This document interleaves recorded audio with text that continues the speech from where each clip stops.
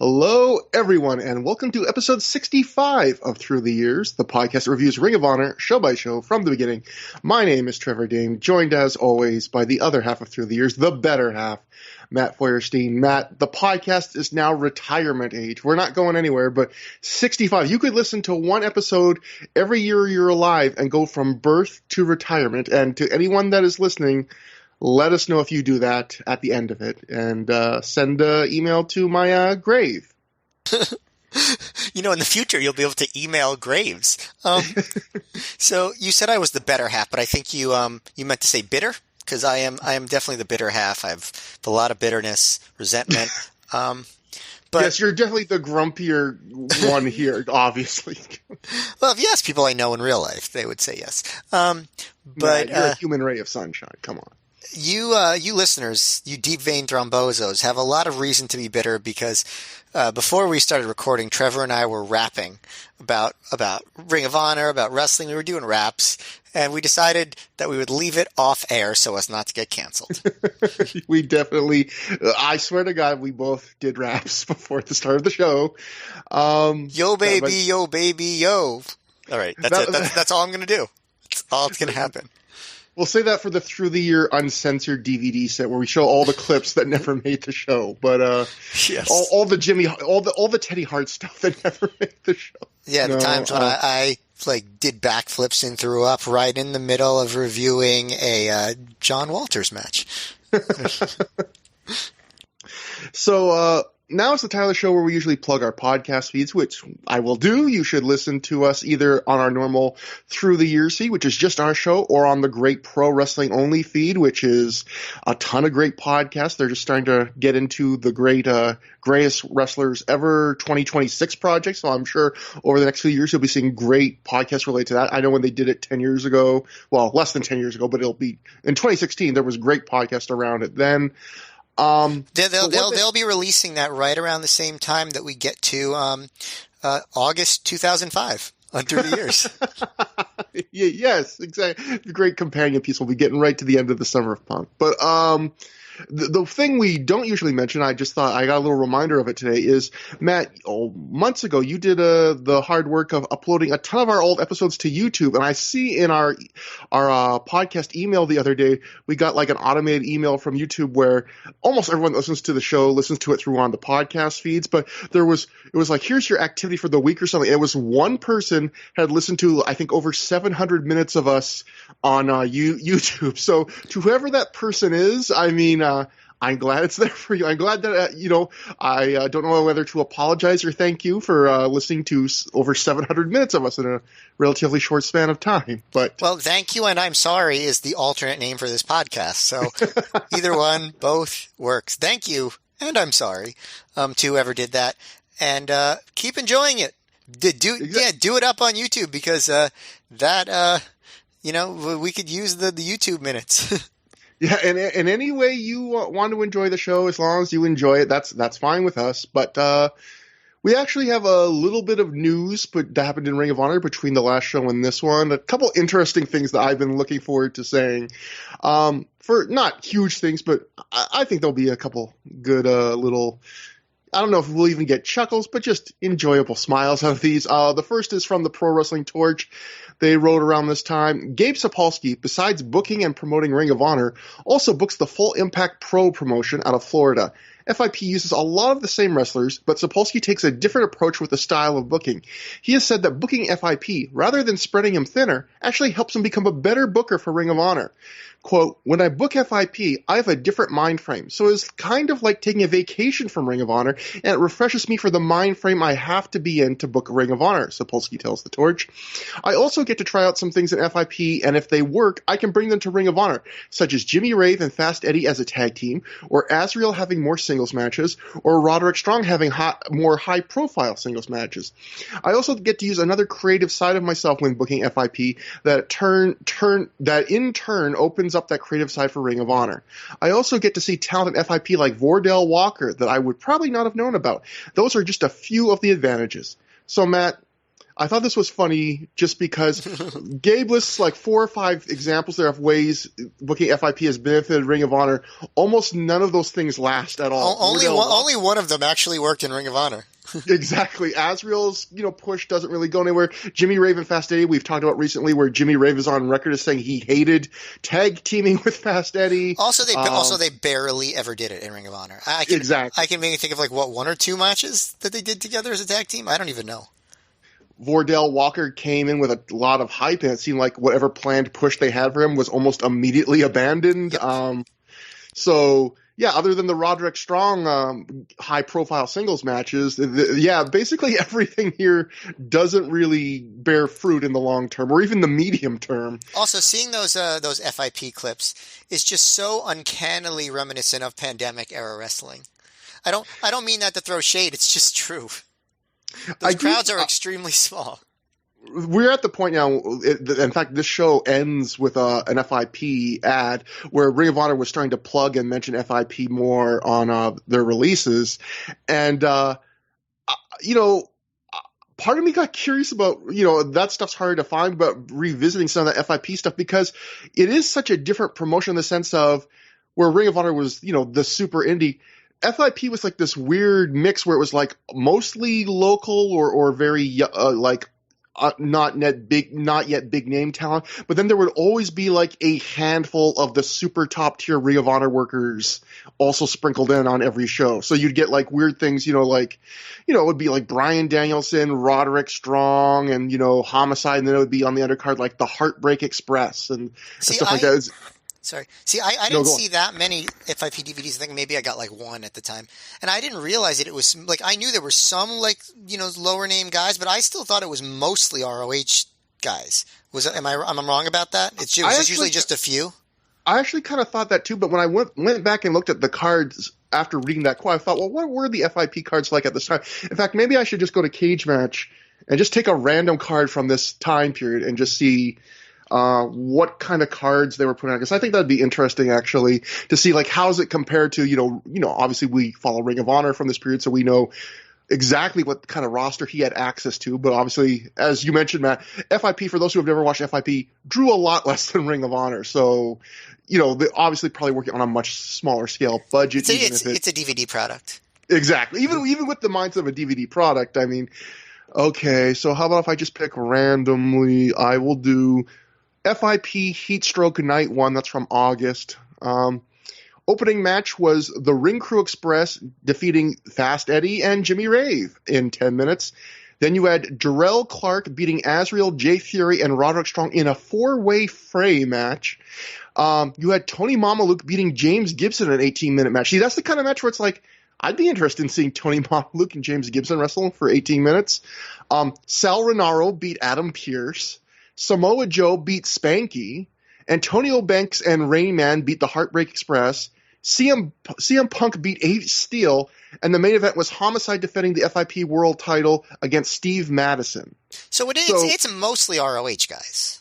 Yeah. There are a few non-ROH guys in there and guys who would appear in ROH later, but it's very, very heavily tilted toward the guys that we see all the time. Yeah, but it's weird, like the matches you get, like I'm looking at another show, you would get like CM Punk versus Sal Rinauro, or the main event, and then the main event of that same show would be double duty, Colt Cabana and Sal Rinauro versus CM Punk and Samoa Joe tagging together as the New Dawn. So, I heard that team's coming back. Twitter seems to indicate something to that effect. That with Punk and then Joe, that's clearly what we all want, is the New Dawn reunion. That's right. New Dawn versus the Young Bucks. Well, that would be a good match. But New Dawn versus Colt Cabana and Sal Rinauro. Exactly. Finally. But next up on the news, we've been covering recently, and it'll come to a head pretty soon in the timeline, but obviously lots of rumors about CM Punk. But around this time, about where CM Punk was going, leaving Ring of Honor.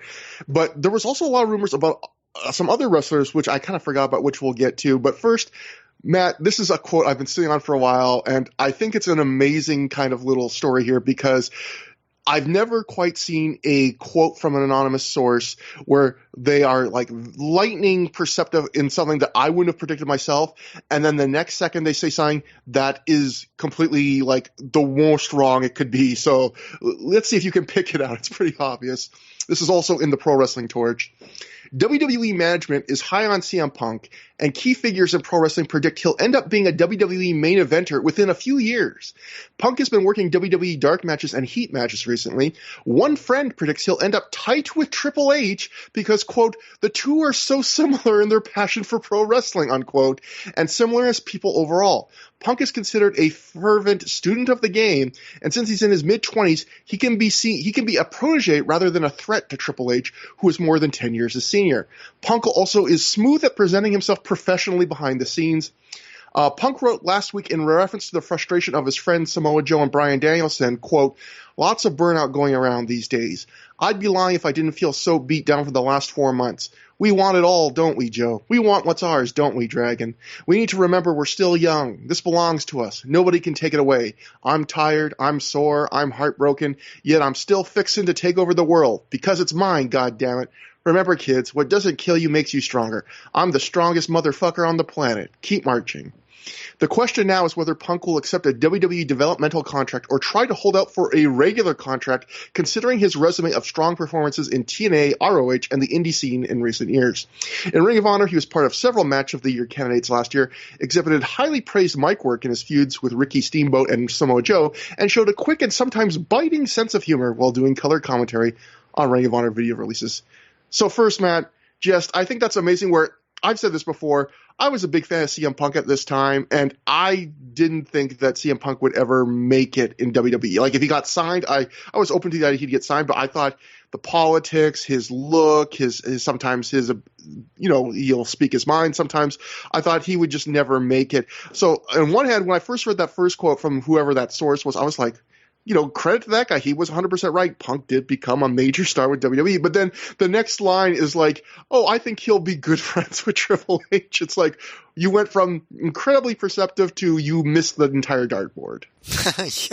Yeah. The funny thing is, so I think I did have higher expectations for Punk in WWE than you did. Gabe was on TV saying, not on TV, on DVD saying, CM Punk's going to be a WrestleMania main eventer one day. And I bought it. I think I just trusted Gabe, honestly, which, whatever. But I think I did. And, I remember when I went to an ROH show in July of that year, and Punk was already doing his he's leaving with the title thing, and the crowd was chanting Sunday Night Heat at him, and I remember thinking I think he'll do better than that. I don't think I thought that he would be iconic the way he became for that brief time that he was, but I think I had higher expectations than just that. But the other funny thing about that Triple H thing is, that's not the first time I'd heard, and nor the last time I've heard. Well, I guess it is the last time, literally, in terms of you're the only person I'm talking to right now. But that CM Punk and Triple H are very similar. I don't know either of them. I can't say one way or the other, but I think that was a commonly held sentiment. And I think with that quote, kind of underrated, was just how territorial Triple H was at the time.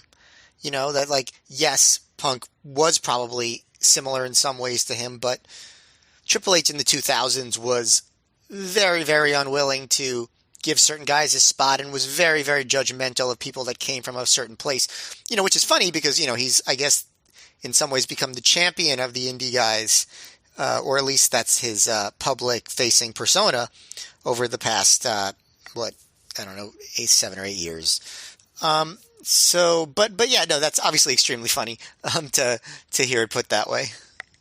And yeah, going to what you said about, people would chant, see you on Heater stuff. I believe, Matt, we were about Punk also being compared to Triple H. I believe we were about to cover a show in just a few minutes where Prince Nana actually calls CM Punk the Triple H of Ring of Honor. So, yep.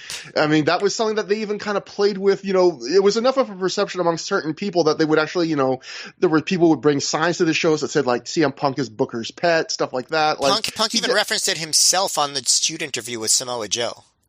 Yeah, But like, oh, he would, like, he just said sarcastic, like, I'm a belt mark and all this stuff, you know, like, yeah, I just wanted the belt and all that stuff. There was definitely a perception among some people that, you know, Punk had a lot of power and, you know, whatever. But, moving on, there was a couple other rumors, though, about other talents that maybe were going to WWE at this time. The torch continues. WWE management remains interested in former Ring of Honor champion Samoa Joe, but the main concern with him remains his physique. Quote, if he lost a few pounds, he'd have a better chance of getting here, says one WWE source. WWE is also interested in American Dragon Bryan Danielson. Sources believe that WWE's interest will be stronger in signing available free agents if the TNA gets a national TV deal. But if TNA's deal seems to be faltering, they may hold out to save the money, since the wrestlers at that point would have nowhere else to sign for potentially lucrative deals. So if WWE had signed Samoa Joe, man, they would have just done wonders with him. Like they would never. And you know, and I think he'd be a lifer. You know, like he'd be there. He'd end up being a trainer. You know, they would never mess up with Samoa Joe. They would realize how amazing he is and never mess up with him. for anyone that is listening to this like a year or two in the future, we are recording this just a couple days after Samoa Joe was released from WWE. So yeah, the timing on this is just perfect. It's still fairly inexplicable as of the date of this recording, right?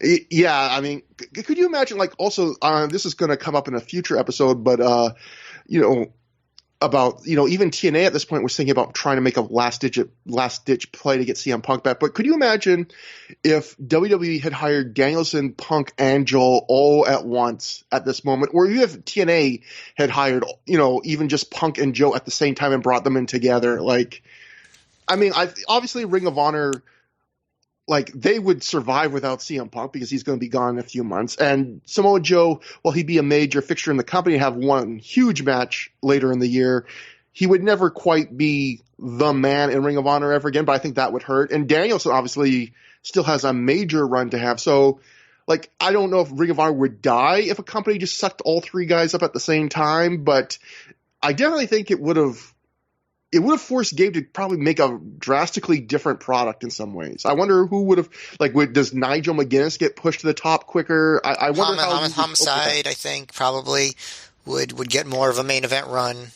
You know, probably more from Jimmy Rave. You know, guys like that. I think maybe we would see, you know, him putting more faith in guys like Steen and Generico sooner, and maybe even bringing in a Chris Hero sooner. You know, there were a lot of guys on the indies at that time that didn't get brought into ROH.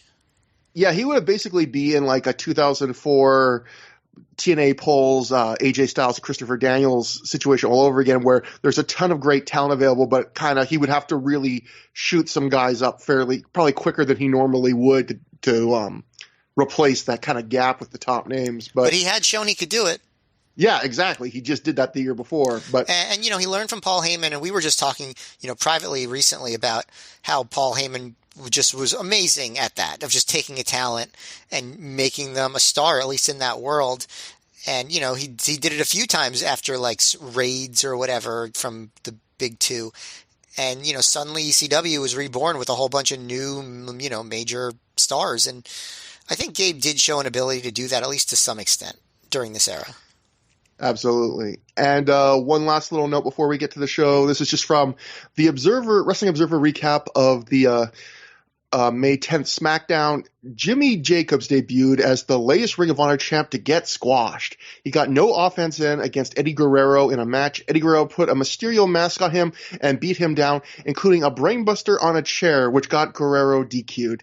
Dave, like, come on, Jimmy Jacobs got the win there. He beat Eddie Guerrero. WWE giving a huge push to Jimmy Jacobs. But I do think, Matt, this was something interesting where it feels like every time a Ring of Honor worker got extra work at this point, there was always some people going like, oh, is WWE trying to destroy, you know, the credibility of the Ring of Honor champions? And I always thought, I don't think WWE at this point really would care that much. I mean, maybe one fringe person, but I think maybe I'm wrong here, because certainly WWE's history with doing everything they could to undercut competition is well known and continues to this day. But I think it's likely in these kind of situations, they need lots of extras for various segments. You need local wrestlers who can, you know, take a bump and not embarrass themselves. And probably a lot of these Ring of Honor guys were happy. Well, clearly they were, because they accepted the roles. Were happy to get the exposure and get to say, "Hey, I was in the ring with Eddie Guerrero." Yeah, although no one's ever gone broke overestimating the maliciousness behind some of WWE's booking decisions over the years. So who the heck knows? Yeah, because we're not far away from John Walters. Like, this is not too long after John Walters, I think, got beaten up in some WWE TV stuff. So that's, I guess, why people are being a little suspicious. But either way, that brings us finally to the show itself. The show we are covering tonight is The Final Showdown.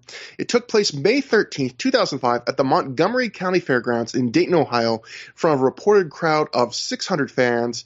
So this was notable because this was a pretty big crowd for Dayton, and a pretty big top two matches. I think the first time Dayton ever had the steel cage. And in fact, Ring of Honor, according to the Torch, this was months before the show, they wrote in the Torch, Ring of Honor will bring their steel cage to the Midwest for the first time on May 13th in Dayton and May 14th in Chicago. Ring of Honor is currently teasing a scramble cage at one of those events. So I thought that was interesting. I kind of forgot or didn't know that they were initially considering doing just probably another random crazy scramble cage, but instead they go with just blowing off two major feuds, one each on each night, each time in the cage. So I think that's the better move, but it did feel like a lot of times with the cage, it was just kind of a more of a random thing, or even or you're going to have the cage for a major match anyway, and then you would throw a scramble cage match on top of it, just because, hey, we already got the cage. And this is a case where they actually did not go as far as to book any kind of scramble cage match on this weekend. Also, they really just did the scramble cage match a couple months earlier. But yeah, I do like the indie-ness of, hey, we're bringing the cage to the Midwest. We might as well get two shows out of it instead of just one. Exactly. Yeah, we're not putting this thing on a truck and driving it all the way to the Midwest for one show. We're getting a double shot. We're doing double cage matches. But we opened the show proper with Alex Shelley backstage. He says on the last show he came so close to getting revenge on Austin Aries, but he says he got something more important, which is he got a taste of it, and it's sweet, like chocolate peanut butter pie, and he's hungry like Elvis in 1975. At this point, I just wrote in my notes, how is a taste of revenge more important than actual revenge? Yeah, I've literally the same notes that you have. So it's just like, yeah, why is that more important than the full thing? So anyway, Shelley goes on. He says he'll be coming for Aries again, but in fact, all three members of Generation Next now have bullseyes on their foreheads. Shelley ends by quoting someone. He says all four of them beat up once, bang bang. So a little reference to Mick Foley, and they're trying to keep the Gen Next feud obviously alive. Although I think clearly by a segment we'll see later in the show, they are now full blown transitioning into the setting up for Alex Shelley to turn full-fledged heel again and join the embassy, because we're starting the angle where he basically gets rejected by everyone in a more embarrassing way than he was getting rejected by people before in recent months. Yeah, I mean, and it's funny. Well, I guess I'll get to the next point I'm going to make during his match. Okay. Next, we cut to Homicide outside in the rain. He's looking across the street at a hospital, because there was a hospital right across the street from this building. And he says, it's a beautiful day, and there's a beautiful hospital for the American Dragon. Homicide says today, Friday the 13th, he's going to be charged with a homicide. The camera then does an extreme zoom to some ambulances parked across the street, which, good use for Ring of Honor of making use of what's naturally there. We'll see another example of that pretty quickly. And it's just kind of corny and funny. Just Homicide like, look, you're going there across the street. I would like to ask anyone who's familiar with that area, is that a nice hospital? Is it beautiful? Because some hospitals are very nice. just like aesthetically, I mean, they're not good places to be. I've been to average hospitals. I've never been to a hospital where I go, wow, this is nice. But you know what, man? I haven't been to that many hospitals, so I'll count myself lucky there. Yeah, exactly. Next, we go to the ring because it's showtime, and all three members of Generation Next make their way to the ring. Austin Aries grabs the mic, and he immediately tells a fan to shut his mouth. Then he tells another female fan to shut her mouth, saying that if he wants her to open it, he'll drop his pants. Calls her toots also, in the category of things you can't say in 2021. Exactly. Aries says tonight Jack Evans is going to get revenge on Samoa Joe for the bidding he took from him last time he was here in Dayton.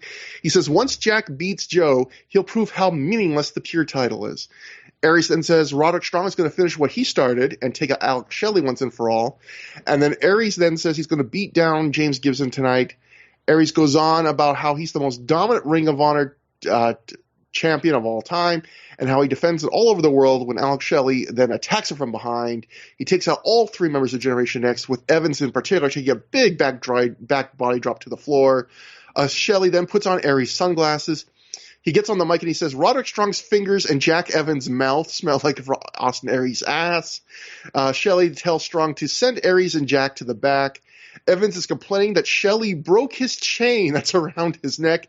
Shelley then throws Aries sunglasses, and Aries freaks out, saying that they cost $1,000. They then go to the back. Jack Evans and Roderick Strong, though, do go to the back actually here. So that just leaves us, or no, Jack Evans and Austin Aries go to the back, excuse me. And that leaves us with our match. Alex Shelley defeats Roderick Strong via pinfall in 15 minutes, 12 seconds after he hits him with 2 shell shocks. Matt, you said you were going to save thoughts for the opener, and in fact, you got a whole match to talk about now, or even a segment. What did you think about all of this? Well, I thought the promo, it wasn't a great promo, but I thought it was easily Aries' best, most confident promo in ROH so far. He really seemed like he was starting to get the character down, which is funny because he's about to change the character since he's about to turn face like very, very shortly after this. But he did definitely, to me, I don't know if you thought the same thing. He just seemed much more comfortable in the role than in the other promos that we've seen him give recently. Like that promo he did at the beginning of It All Begins and some of the backstage promos. I felt like he was showing some of that championship personality. I don't know if you agree or not. Yeah, I think he was getting a little more confident, I think, in terms of how he carried himself, rather than, like, the first few shows, it felt like he was trying really hard to, like, kind of prove he deserved to be in that spot, and now he just seems like a little more comfortable in that role, like less that he's maybe feels like he has a giant chip on his shoulder. Although I'm sure he still did to some extent. Yeah, and I also enjoyed Evans when he came to the ring he looks at the camera and goes, Dayton? I can't believe we even wrestle here, which I thought was a pretty good heel line to say. We're getting to almost like the last gasps of Generation Next as heels. It's really very, very soon that they make the transition to baby faces. But the comment I was going to make is that even though you mentioned this is like when Alex Shelley starts down the path of going toward the embassy, this is the match where he felt like the biggest baby face that he's ever been to me. Like I felt that like he was working like a baby face. He was being treated by the crowd like a big baby face. I don't know. I thought again, these guys were just starting to click in these roles that they're about to leave, which I think is very odd.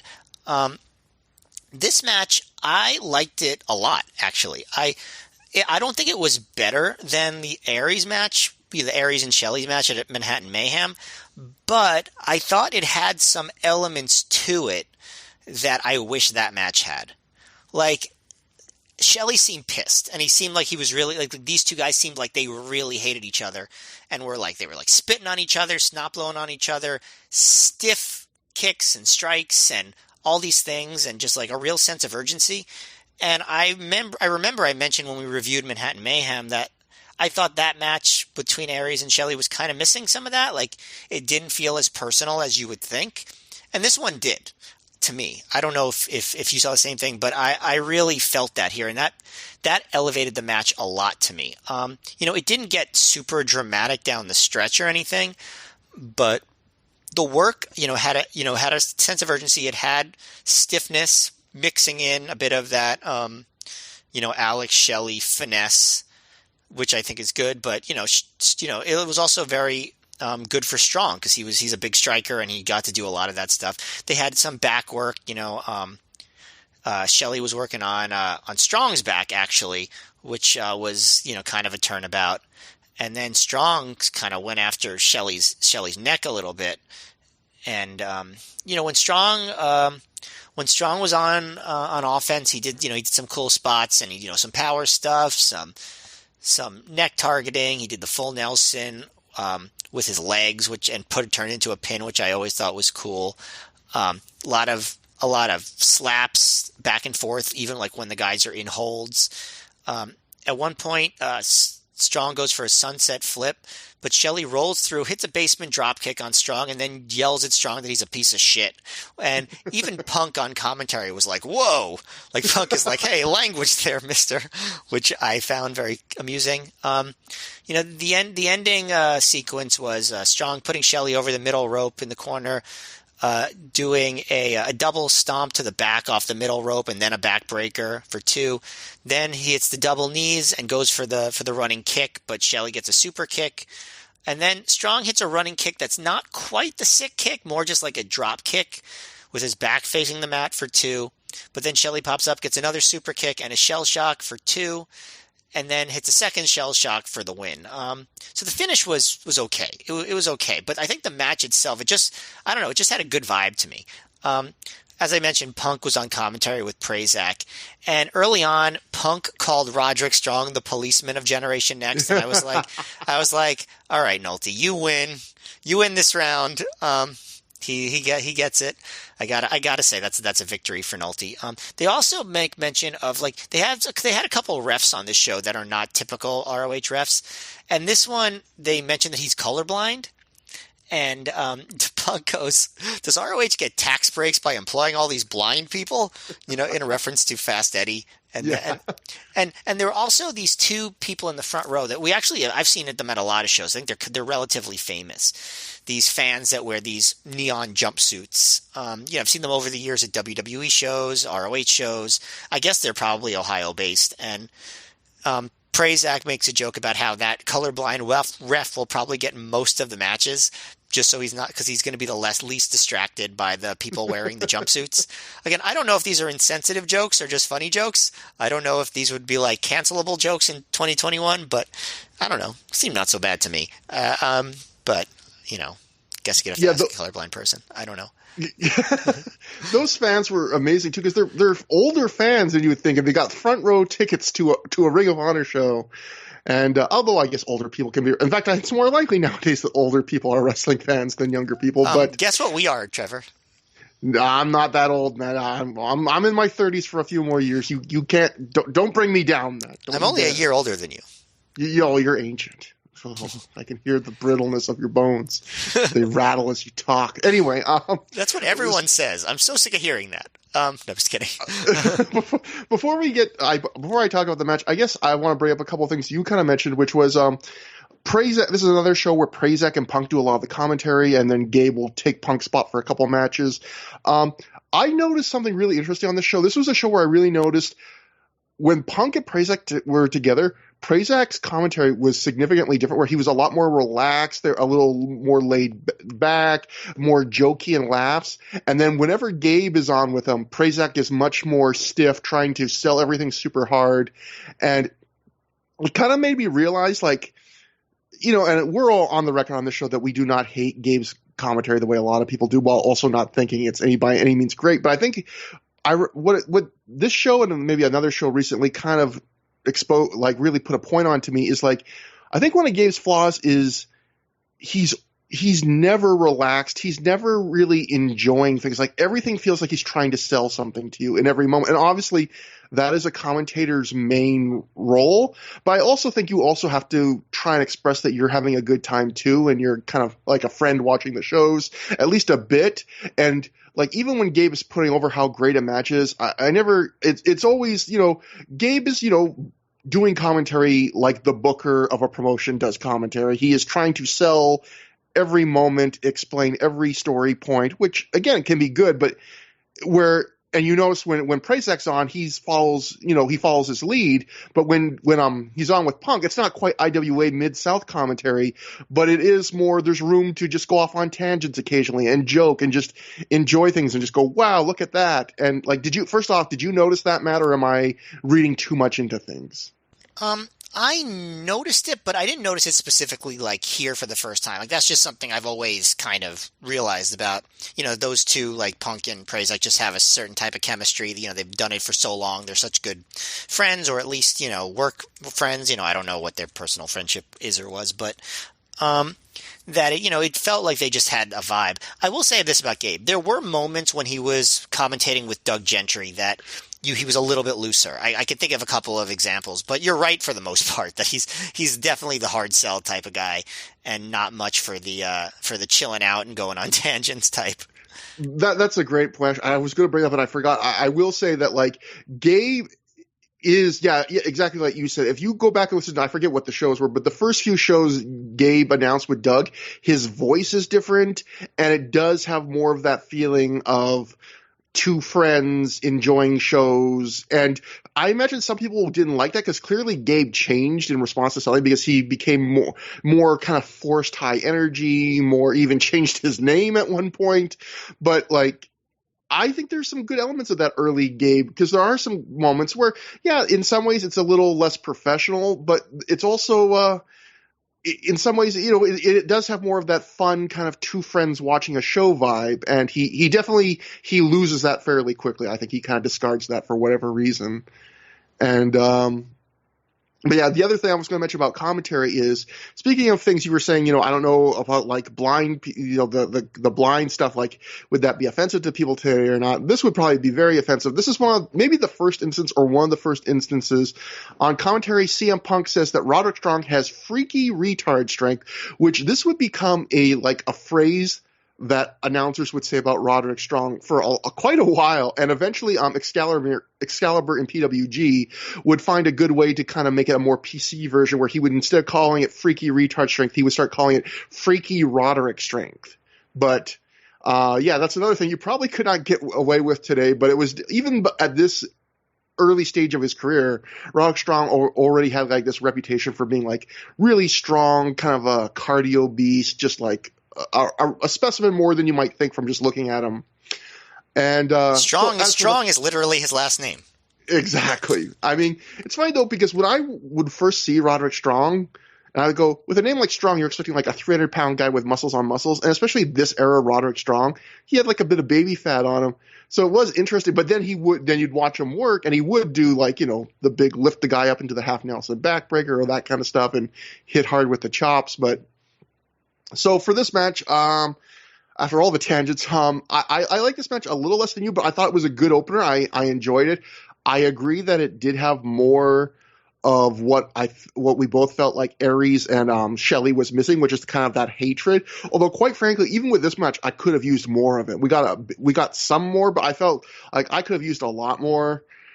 I felt like this was a good match, but it's one of those matches where I'm noticing I'm getting slightly disappointed with more matches of Ring of Honor now, because we're reaching an era where the roster is so good with so many wrestlers I really, really like a lot or love, and the promotion is so good in some ways that like my expectations for everything is getting higher. But at the same time, I'm noticing there's a lot of matches where I go, oh, that's slightly disappointed, but it's still pretty darn good. Like, there's a lot of wrestling companies I could watch where I could see something that disappoints me, and I would say, oh, that wasn't good at all. Where a disappointment in Ring of Honor for me is usually still better than average. And I thought this is more than better than average. This was an outright good opener. It did feel like maybe that they were, it felt like an opener in the sense that I felt like they were not quite doing everything they could do if they were in a main event spot, which, in some ways that's one way to do an opener. There's the mindset of the openers, you just go balls to the wall and try and have a super hot start to the show. And then there's the opener where you try and have a good match, but you're trying to leave a little on the table to not just completely screw it over for everybody else on the show that now has to follow you. So I thought it was an enjoyable match. I thought Shelley did a little more high flying than usual. He does like that big flip dive over the ropes. He does a flying crossbody. He does a nice Rana. And like Alex Shelley could always fly, but it felt like on this show, maybe going to what you said about him, like this is him at his most baby face. It felt like he was doing a bit more even of like the crowd pleasing offense, even though I think Alex Shelley is always kind of a fun guy to watch, but definitely had a bit more of that baby face energy, like you said. And I think my favorite segment of the match was probably even just, they had like this segment you see in so many indie shows where guys counter each other's moves and then have a standoff. And that seems to be so overdone. But when it's former stable partners, I think that's one of the times where it's really appropriate to do that, to show like, hey, these guys used to wrestle together. They, trained and hung out together. And so they know each other really well. And then my last thing to mention, Matt, is This is another one of those shows, which is one of my least favorite Ring of Honor production things. In fact, it might be my least favorite, which is the color balance between the hard camera and the handheld ringside camera are completely different. I forgot to mention that. I wrote that down too. It's very noticeable in this, especially early on. Yeah. Yeah, I mean, so anytime you're watching it, the hard cam is more of a blue tint, which you would kind of just quickly get used to if it matched the handheld cam. But every time the handheld cam gets cut to, it looks like you'd expect a wrestling show. It looks like a more neutral color tone, and then it cuts back and forth, so it looks like they're being shot in two different buildings almost. And I eventually got used to it to some degree, but this is not the first time Ring of Honor's had a show like this, and it's pretty distracting. Like, not even unprofessional. Some things they're Ring of Honor, production things where we go, oh, that's kind of just unprofessional looking. This is outright like distracting. Like it was detrimental to my enjoyment, I would say, of the first couple matches of the show. I'd agree. Yeah, exactly. But moving on. Immediately after the match, Aries and Evans race into the ring, but Shelley just escapes unscathed. Like, he's quick enough to be aware, I know these guys are coming, and he gets out of the ring before they can even lay a finger on him. So again, we're keeping this feud. Even though, Shelley lost to Aries clean on the last show, they are definitely making a note on the very next show to kind of let you know, like, this feud is still alive. The grudge is still there. It's not ending at any point soon. And then we go back outside where, I said earlier, where they were using things that were local to them. They used the hospital that was across the street. We now see Prince Nana and Jimmy Rave walking near a helicopter. We are supposed to believe they got off the helicopter. In actuality, I believe apparently the hospital had a helipad, a ground-level helipad, where helicopters would occasionally land. And it seems like probably the helicopter just landed and they decided to use their good fortune, tape a promo with that in the background and be able to say, hey, look, Nana's flying helicopters with Jimmy Rave. They said they got off a helicopter from New York, and I was genuinely wondering, do people take helicopters that distance? Do they go from like New York to Ohio just on like a helicopter? Is that, because I never thought of helicopters as being like distance. I mean, I don't know what I'm talking about, so that's why I'm asking. But like, I feel like, you like airlift somebody to the nearest hospital or something on a helicopter, or you take someone from, from the White House to the Andrews Air Force Base to get on Air Force One. Not like you go across several states on one. I don't know. You tell me. Yeah, I remember you mentioned that to me like a week or two ago, and I remember we looked up like, oh, this is like the fuel capacity and the distance of most helicopters, and I think we quickly determined that, like, yeah, this wouldn't be like a realistic, feasible, prudent thing to do. Or like a pleasant one, right? Like, it was kind of it's not a luxury either. Yeah, exactly. You'd much rather have like a private jet than be cramped next to Prince Nana and Jimmy Ray, cramped together in a helicopter for like 3 hours to get to Dayton, Ohio. But anyway, Nana just says that. He says, oh, we just flew this helicopter from New York to Dayton. Rave says he's going to end CM Punk's career tomorrow in Chicago, leaving him in a bloody mess. Nana says they also have plans for Punk today, though, so who knows if he'll even make it to Chicago tomorrow. And then next we have another match. Matt Striker defeated the masked Chicago superstar via submission in 3 minutes, 23 seconds when he made him tap out to the Striker lock. Now, I believe that the masked Chicago superstar is HC Loc wearing a mask. Matt, I thought there was something kind of darkly funny about commentary saying that Matt Striker's gimmick is that he only wrestles where he's respected, and they're saying this during a match that's a 3-minute squash against a wrestler that doesn't even really technically exist, while the announcers spend most of their time talking about CM Punk's upcoming match, and the crowd chants, "Let's go, Jobber." Like, that's where he's respected. It's also funny that, like, at the beginning of the match, there's a welcome back chant, but then immediately they go to "Let's go, Jobber." So it's like they're happy that Matt is back, so they can harass him, I guess, is the reason they're welcoming him back. I actually have a question, which is, why is this on the DVD? Because, like, I think we talked about how Stryker, maybe helps promote some of these shows in the Midwest, but, like, okay, so you put him on the show, but why would this match be on the DVD? Like, what does this accomplish for anybody? It's not a good match, and it doesn't forward any storylines, and Matt Striker's not going to have too many more matches in ROH after this. Why is this on the DVD? Yeah, like you're going wonder why is it on the DVD? I'm really wondering why Matt Striker still being booked, other than maybe it feels like they owe him something because maybe he does help them out with promoting in this area. Because I believe he does work a multi-man match on the next show that does not make the DVD. But on this show, yes, the match makes the DVD. And it's one of those things where I guess like exactly what you said, who does this serve? Like, it's not, I mean, it's a 3-minute squash, so it's not like it's painful to watch, but it's not really entertaining. It's not adding to the show. It's not playing into any future storyline. It's not giving Matt Striker a chance to show anything to anybody. The Masked Chicago Superstar is not even a real character. It's literally just HC Loc putting on a mask. So, like, that's how little they thought of Matt Striker at this point, which was they didn't even want him, like, beating one half of the Carnage crew. Like, they didn't want to give him a win over anybody in the company. So they literally just would put a mask on a guy and go, hey, you know, you can beat the Masked Chicago Superstar. And It almost feels like it's almost as they just didn't want to put out a DVD that didn't run 3 hours. It's just weird. Like, and I, you know, if I'm Matt Striker, you know, this is almost like one of those situations where I'm almost going like,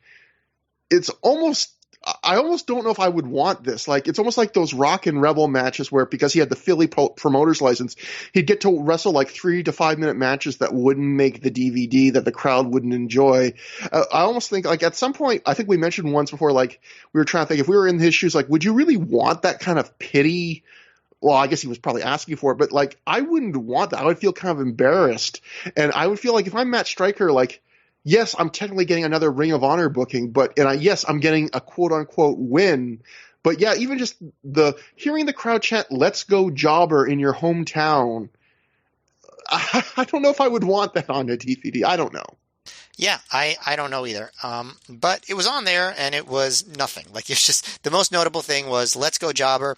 Also, that Stryker attacked the jobber before the bell, so there was oddly no code of honor followed in this random second match squash for some reason. But other than that, yeah, not noteworthy. So next week, speaking of not noteworthy, we cut to Bryan Danielson backstage, sitting and literally stroking his beard, staring at a New York Yankees jacket that's just randomly laying on a table. Gabe asks him from behind the camera, does he want to give a couple words about his upcoming match? Danielson just says, "Do I look like I want to give a couple words?" End of segment. That was the entire segment. Stroke beard, look at Yankees jacket, say I don't want to do a promo. Deep character building here. Speaking of things that, you know, stretching out that DVD, that, you know, we've watched a lot of shows recently where it felt like they had to cut things to pack it in. This was definitely a show where it felt like they did not need to, that they had the time to fit a lot of things in.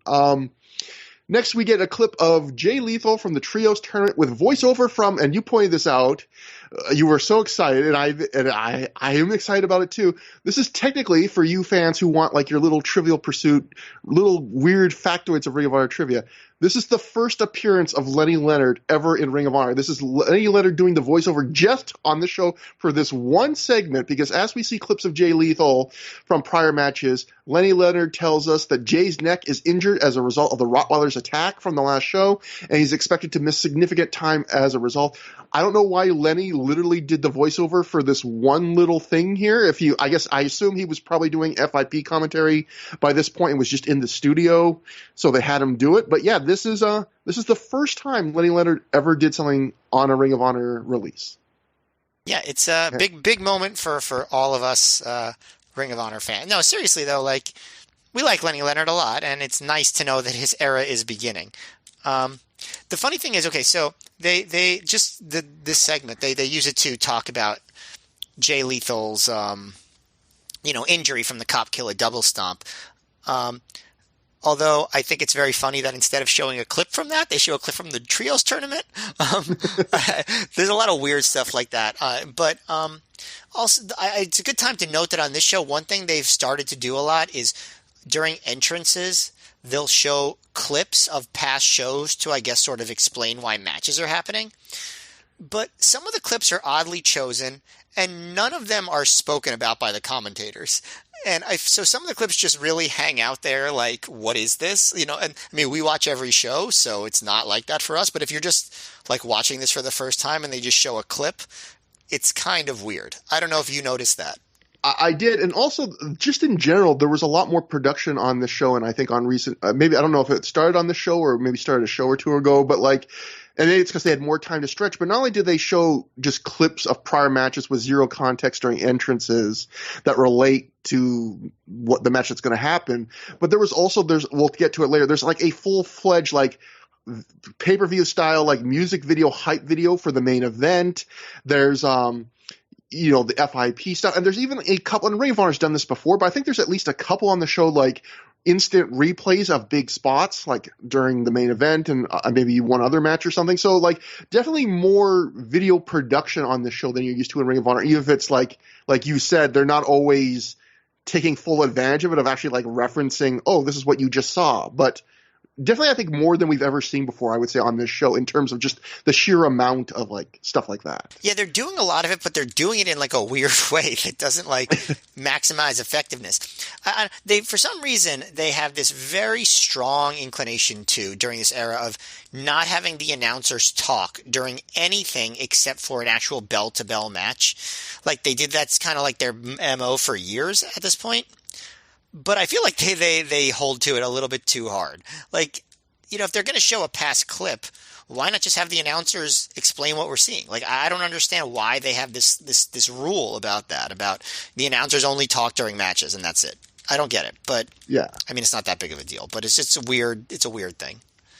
So to sum up that segment, if you have anyone that thinks they're a real Ring of Honor superfan, be like, I want to bet you $10 that you don't know when Lenny Leonard's first Ring of Honor show was. And maybe they'll say, the first show he announced, which I actually don't remember at this point, and then you can trip up and go, it was the Final Showdown. And that's definitely a real thing that could happen between two people on this planet that would make bets like that. Definitely not just a completely unrealistic hypothetical. It would happen between Trevor and me, and then in a year we get to see who has the worst memory.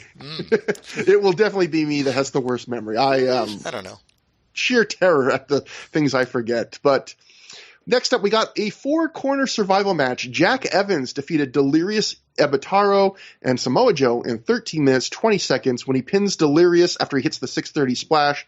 So before the match, Joe gets on the mic and he says that the champ is here because this is his first match in Ring of Honor after winning the Pure title. He gets to come out as his entrance again to the champ is here, which was played after he won the title on the last show, but it's his back to being his entrance theme. Ebitaro keeps photobombing Joe's shots, which is pretty hilarious. Joe says because he recently got run into a brick wall, the brick wall that is the Rottweilers, Ring of Honor decided tonight to give him the night off. And before he can say off, he changes and goes, to take it easy on me, which draws laughs from the crowd. Joe calls his opponents all fine competitors in their own way. So if anyone pins him tonight, even though this is nowhere near what pure wrestling should be, they can hold possession of his title until he comes to get it back. At this point, we'll get our first note of the night. We had someone, a fan of the show, emailed us with some live notes, so I'm going to sprinkle a couple of those throughout the show when they're applicable. Ronnie, I don't know if I should give his last name or not, so I'll just say Ronnie. He wrote for this match, I remember everyone being confused after the 4-way match. During Samoa Joe's promo before the match, a lot of people in the crowd thought he said he was putting the Pure title on the line. So when Jack Evans won, and I couldn't even remember who won until I looked at the results, everyone thought Joe lost the title. I remember I bought the DVD just so I could try to actually figure out just what Joe did. So, yeah, it is a little – I mean, I could get it from listening to his promo, but I guess, I think they've done this before. Joe did this once before, maybe before when he was world champ, with the idea which is he will say, look, I don't have to defend my title tonight, but if anyone directly pins me, I'll give them the title. But the implied thing of that is if I lose the match but no one pins me, I'm not losing the title. So I can understand why that would be confusing to people because that's kind of a weird step to especially just drop on people. Also, yeah, it was supposed to be a reference to 2003 and like how many of these people were even watching in 2003 at this point. Like it was so it was the first night that he was ROH champion, and he did the same thing when he was against I'm trying to think, it was like Tom Carter and Colt Cabana and I forget who the Was it like Hernandez or somebody like that or something? I think he did, or did he have a singles? I don't even remember. It might I'm have not been sure either. might have been Hernandez. Speaking of our memories. Yeah, or maybe it was just a three, or maybe I think Matt Stryker actually might have been one of them.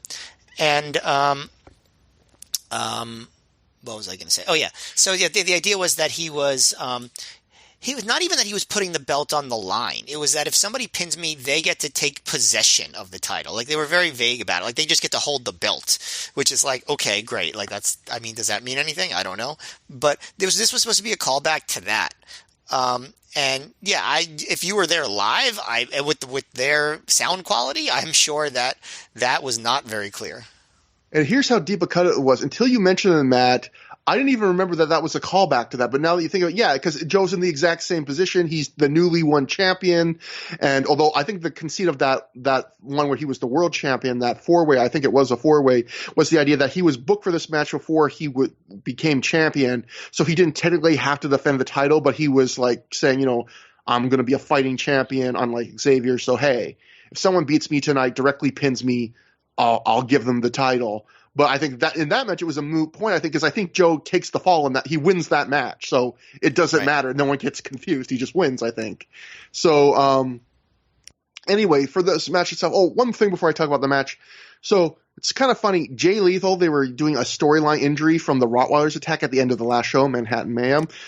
Samoa Joe was actually the guy in that team that got legit hurt in Manhattan Mayhem, apparently, because the Observer said that actually, when Low Key did the flying top rope double stomp as Joe was draped on the ropes, it caused the rope to kind of snap back at Joe in a weird way he wasn't expecting, and it legitimately injured his ribs, which explains why he barely works in this match, and he does not work the next night. He just signs autographs. He does not work a match on the show. He does work an interview segment.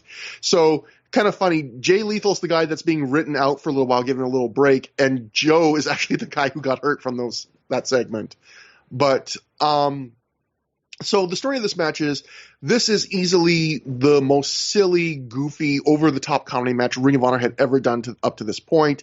Joe only wrestled, I think, tags in a couple times in the match to do a couple brief exchanges. This is almost all Delirious Ebataro, who is Ebasan, who the announcers actually make a note during Ebataro's entrance to say that, like, due to I forget exactly how they put it, but basically because of I think they said something like Bobby Crusoe's son, because his Japanese contract expired, he is now known as Ebataro instead of Ebasan. And it's funny because when I looked online, Ebataro is spelled Ebetaro. The Ring of Honor graphic spells it, instead of RO at the end, it says ROH at the end. So I don't know if that was intentional or probably just a typo or who's right there. But so you get lots of comedy. ThROH The Years. That's our side podcast where we just cover every one of his matches. Well, that'll be fun. For someone. You know what that'd be great for? That would have been a great April Fool's through the years, like upload to our feed. We should have done like a 15-minute thing where we pretended that was going to be the new show. Well, next year we could do ThROH The Years. So this match, how much you're going to like this match is going to be completely determined by how much you like goofy comedy matches. There were fans on this show that were chanting Match of the Year. Not all of them, but you could hear a few fans chanting Match of the Year after this match. When I posted a picture to kind of preview that we were recording the show tonight, when I posted the picture on Twitter, I got a couple people that were immediately replied going, "Oh, I love this match. I still remember this match." And I imagine that there's some people that would completely hate this kind of match because, as you noted, Matt, there is outright Orange Cassidy style slow motion wrestling. Obviously, slow motion wrestling comedy spots would become a big thing in indie wrestling, probably starting around this time for years to come, especially PWG and some of their big tag matches or Chikara. They would all do like the very extended slow motion spots, and Delirious and I believe Ebataro have like a full blown, the first time I've ever seen it in Ring of Honor, maybe the first time I'd ever seen it in wrestling period, a slow-mo sequence like that. Jack Evans puts on the headband again and brings back the Washington Wizard Karate Man Jack Evans gimmick. And just like last time, Joe beats the crap out of him and knocks him out of his shoes. I assume the shoes thing was intentional this time. but who Yeah, knows? so they're repeating spots from the Dayton tag, the infamous Dayton tag, which was great, where the whole match was about Jack Evans getting the shit beat out of him. Um, this is but to me, so my opinion of this match, it's mostly comedy. Although there is some wrestling in it too. In my opinion, I fall in between probably a lot of people. I enjoy these comedy matches when they're occasional. I believe like most comedy in general, if you do the same stuff over and over again, it stops being funny. It starts getting kind of tired. I believe like when I'm watching a lot of these early like Delirious performances, I remember really liking Delirious comedy when I first started seeing him. And then by the end of like a year or two run in Ring of Honor, I was starting to get really sick of his comedy. I feel like not having watched him in so many years, it's kind of reset myself. Like I've had enough of a break where I'm like, oh, it's fun to revisit like these early performances and those kind of tropes he would do, like the crazy running in and out of the ring and the gibberish talking with occasional English and all that stuff. And it's the same with this match. Like there was a time in the Indies where I felt like when I was watching Ring of Honor, it didn't happen very often in Ring of Honor, but if you were watching like promotions like Jakara and stuff, there was a moment where like the really goofy slow-mo stuff was fairly frequent and was starting to get kind of tiring. But I actually enjoyed this a fair bit, this match, because even though it's a lot of really goofy comedy, I hadn't seen a lot of it like that recently. And if watching Ring of Honor again, this is the first time we'd ever seen them go this goofy, and I enjoyed it a fair bit. If not, it's not a match of the year, Matt, but I enjoyed it. What did you think?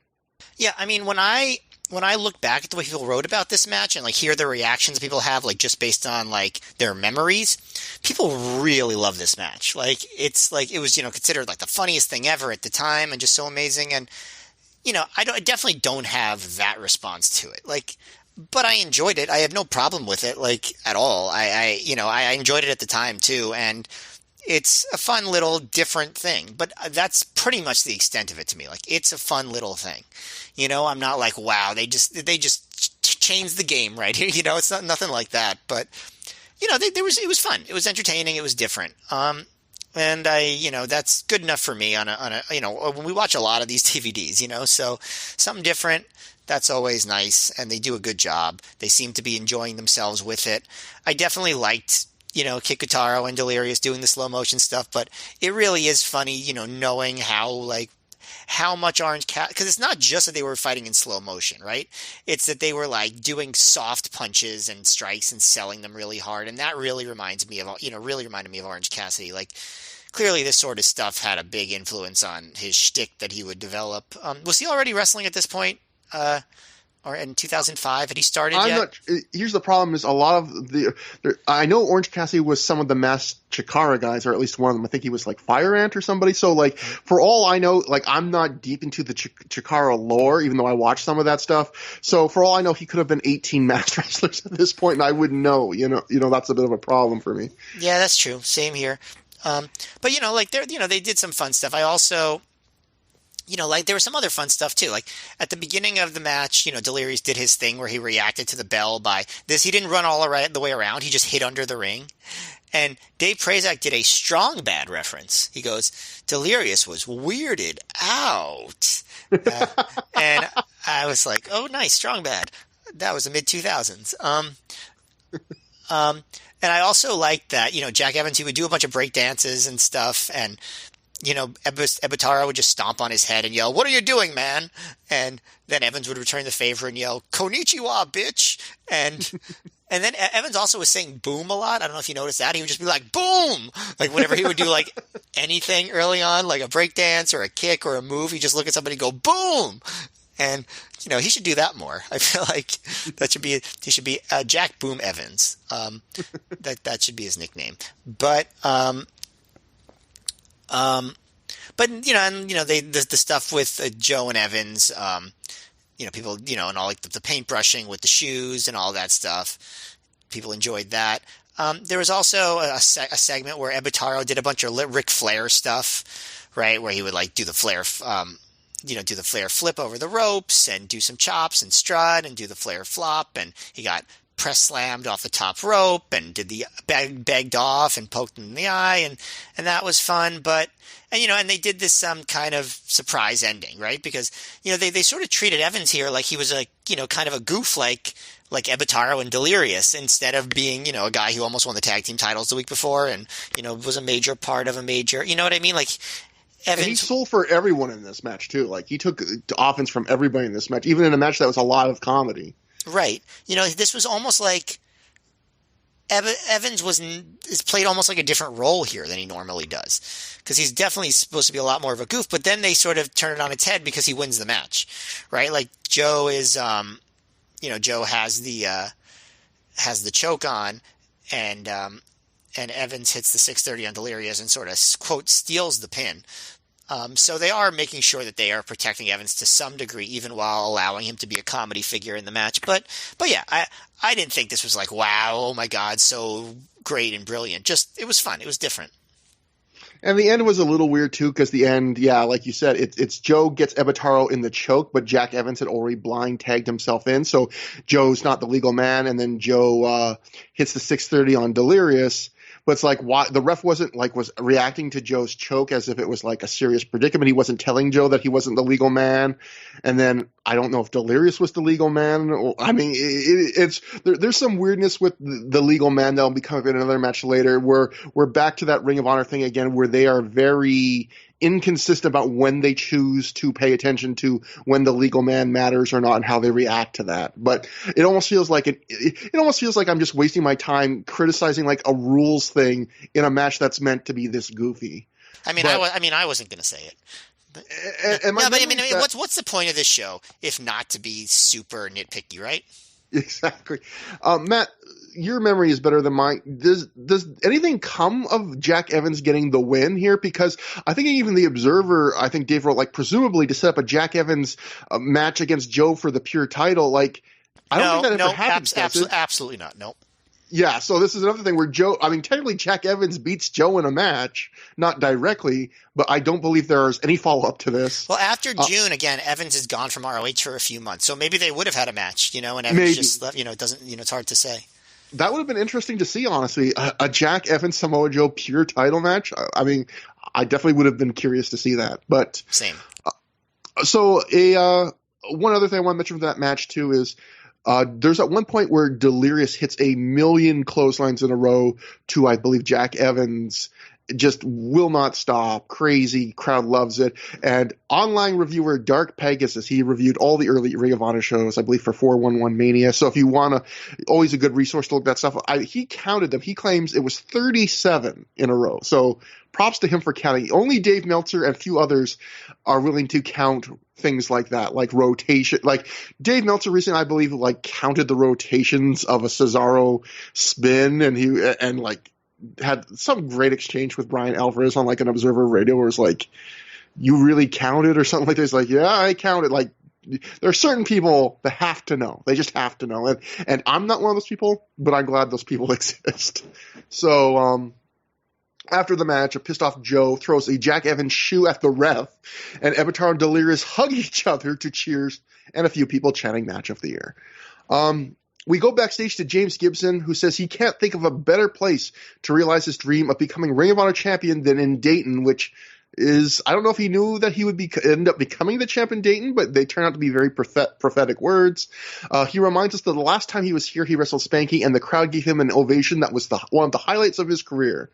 Gibson says he underestimated Austin Aries last time, and then he introduces us to the man standing behind him, who is just the most unassuming, average, normal-looking person I've ever seen. Does not look like a pro wrestler at all.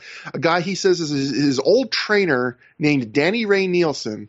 He says 10 long years ago, Danny trained him, and for the last 2 weeks, he's been drilling the basics with Gibson to get him ready for the match. So, yeah, this Danny Ray Nielsen, never heard of him before. Maybe I'm someone I should know. I don't know, but he says Jose Lothario. For a second, I thought it was like, is James Gibson like the Make-A-Wish program for middle-aged people or something? Like, it did not look like a trainer, and but there he was. That brings us to the Ring of Honor Tag Team title match. BJ Whitmer and Jimmy Jacobs defeated the Second City Saints, Ace Steel, and CM Punk in 1642 when Jacobs pinned Punk after they hit the Doomsday Device Grana. So a successful defense for them. Matt, before I ask for your opinion on the match, I've heard people say, like, why did this match even happen? Because it doesn't make a lot of sense. So I have a theory on that, which is, yeah, Ace Steel and CM Punk have not been a regular tag team. They're not feuding with BJ Whitmer and Jimmy Jacobs. There's no follow-up to this. It's kind of weird. Why do they just get a tag title match out of nowhere?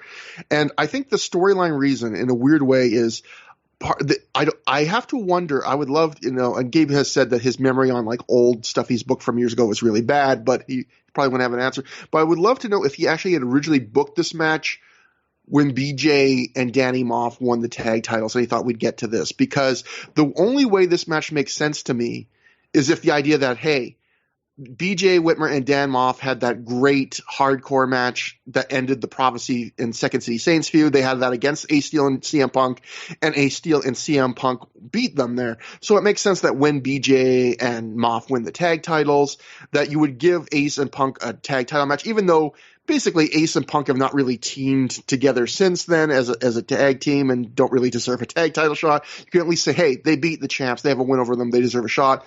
And in fact, the clips they show, as you've mentioned before, with no context by the announcers, are of like that feud and of BJ Whitmer and Punk feuding.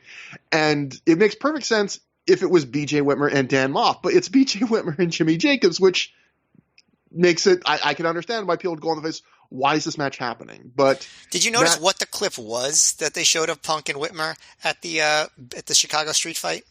What was that one again? No, I forgot. What was it? It was just they were standing in the ring and there were a bunch of chairs in the ring. Like, it was after the chairs were thrown. They didn't show any moves being done. They were just standing there. So, Matt, weird this match choices. What did you think about this match? Definitely on paper, not the sexiest match, but there's some good talent in this match. Isn't Ace Steel called Sexy Ace Steel? Okay, so technically this is a sexy match. Yeah, technically this is the sexiest match on the show. Technically, like just purely from a technical standpoint. My first reaction was this is going to be different than their first tag team title defense because that was against Roderick Strong and Jack Evans, and that was a big old spot fest, and it was very different. I would actually say this had the quietest crowd probably of any match on the entire show, especially the middle portion. I don't know if you would agree with that, but I thought in general this was a pretty well responding crowd, not like the hottest crowd they ever had or anything, but pretty good. And I thought they were not so into this. Yeah. And I can understand why. It was, a lot of the middle portion of the match, it didn't seem like there was, I don't know, that much going on. Like at the beginning, Punk is acting like a big strong guy. He's pushing Jacobs away after every lockup and yelling, "Come on, Jimmy." And I was like, is Punk being a bully or just a competitor? I don't know. But, it becomes a very they start the match in a very typical ROH way, which I don't know if you've noticed they do this in a lot of ROH tag matches in this era where they have two guys pair off and then they both exit the ring and the other two guys pair off. Like that seems to be a big ROH trope, like where it's like almost like you start with certain pairs that will wrestle each other a bunch and then the other pair before they really mix and match. They did that here. I still like Whitmer's and Jacobs double team stuff, but they do and they do a bit of a heat segment on Ace Steel. Whitmer power bombs Jacobs onto Steel, all that stuff. At one point, Gabe said that neither of Whitmer's previous title reigns lasted very long, but it's not really fair since he didn't lose the tag team titles the second time. Like he just sort of like. I consider this almost like a continuation of his last tag team title reign. Yeah. That's how I feel about it. But I guess technically it is different because the title was vacant. But when Punk tags in from Ace, it's not really a hot tag. Because the Saints, I guess, are now getting the heat on Jacobs, which, makes sense. That is the role that Jacobs tends to play. And, they do some cool spots, like Punk does a giant swing and Ace comes off the middle rope with a drop kick. And, you definitely don't see that too often from either guy. So I thought that was a good spot. So, they did some good stuff. They work over Jacobs' back, Ace does this wacky Indian deathlock butterfly arm hold where he tries to bend Jacobs in half, and Whitmer keeps breaking it up. Punk and Steele go for a delayed double team vertical suplex, and Punk finishes it on his own. And I would have loved to have Dave Meltzer there to count that one, to see how long he held him up. But so they work on Jacobs for a while, and they're selling Jacobs' toughness and Whitmer. But the thing is, Whitmer keeps making the save every time. So if he keeps getting saved, is he really being tough, or is his partner just not showing any mercy to him? And I don't know. It's kind of a weird. And I know that's something Shane Hagedorn complained about these matches on an honorable mention, their podcast around this time, where if you make a save on every near fall, you're kind of like diluting the impact of making a save, because the idea of a save is kind of you're putting over how big a near fall could potentially be. Like, oh, I'm only making the save because I really think my partner's in danger of losing after that move. And if you make a save all the time, you're basically like watering that down. That all of a sudden doesn't have an impact. Right. I guess that's classic wrestling, like veteran psychology too, right? Like only make the save at the biggest moment so that it has the most impact, right? Yeah. And I guess that it's not something that a lot of people abide by a lot of the time. Yeah. But and like Whitmer gets a hot tag at one point, and it doesn't have much heat, but he is a house of fire, and he's dropping Punk on his head and doing rolling suplexes on Ace Steel and power bombing him. But when he's power bombing him, Ace drops down, leaving him to get exposed to get hit with a Shining Wizard by Punk. Then Jacobs comes off the top rope against Punk, but Punk catches him, puts him in a backbreaker. Then the Saints double team Whitmer. Punk hits a top rope leg drop for 2, and the crowd is starting to get into this sequence, but it doesn't seem like they really buy that Punk and Steele have a chance of winning. They do a powerbomb top rope clothesline combo and cover Whitmer. Jacobs makes the save there. Then Punk does get a pop by this like wacky head dropping suplex on Whitmer, and he gets Whitmer in the Anaconda Vice. But Jimmy crotches Ace on the top rope and then breaks up the Anaconda Vice with a back senton. Jacobs ducks a Punk clothesline, hits a tope onto Ace. So they're getting exciting as the match goes down the stretch. Whitmer hits the exploder on Punk and gets 2, even though he definitely was not the legal man there. Then Whitmer and Jacobs hit the Doomsday Rana on Punk and get the pin. So I will say I was excited that they won with that move because, we did complain about 2 straight shows where they hit that move and it was the best spot of the match and they kept going. But it was surprising that Punk took the fall, I have to say. Given that, why wouldn't Ace take the fall? They're not doing anything with him. But, good for him. I thought that like I said, the crowd wasn't so hot for it. I thought there were a lot of boring parts, and it wasn't the smoothest. I thought it was just okay, but the finishing sequence I thought was actually very good, but it was so short that I don't think that really changed my general opinion of the match itself. It was okay. This is one of those matches where I agree with your review a lot, but I liked it a little bit more. I thought this ended up being like a low good, like a 3.25 star, very like a low good match. But I would say for the first half, I was kind of bored by this match, and I was thinking, man, I'm really not enjoying this match. But I felt like right at the point, basically, when Jimmy Jacobs started being in peril and getting beaten up and taking moves, like you said, like the big giant swing drop kick and stuff like that, I felt from that point on, the match was significantly better. And it picked up enough that by the end, I was like, oh, that was an enjoyable tag. But that first half is about as boring as this era of Ring of Honor gets for this level of talent. It just, there's nothing really going on. And there is an interesting story they kind of try to tell before the match, but they don't really tell it in the match, which is before the match, Jimmy Jacobs shakes hands with Ace and Punk, and Whitmer's not happy that Jimmy is doing that. He's like, don't do that. And Punk and BJ then shove each other, which turns into this like Ace Steel BJ brawl that sees Punk shove Jimmy away when Jimmy's trying to help out his partner. And in that little opening pre-match segment, it is giving you some real storytelling, because it makes sense where in recent months, at the end of 2004, Jimmy Jacobs was almost like an unofficial member of the Second City Saints in their feud against Generation Next. He would team with them in a couple of big tag matches and stuff like that. So it makes sense that he's friends with them, but BJ Whitmer has all that history with the Prophecy feud where he can't stand Punk and Steel. But yet in the match itself, they don't really tell that story. That's the story that's basically told before the match and then after the match, basically. But the match itself, again, yeah, it kind of boring. The first half is boring. So how much I think people will like this match depends on how much you think the second half redeems. And I think I felt like the second half redeemed it a bit more maybe than you felt it did. I agree with you. It's nice to finally see Jacobs and BJ win with the Doomsday Rana instead of just tossing out in the middle of the match as a random near fall, because clearly that's like the coolest move they've got. And yeah, Punk you would expect Ace Steel to lose. Punk does the direct job, and he does it for Jimmy Jacobs.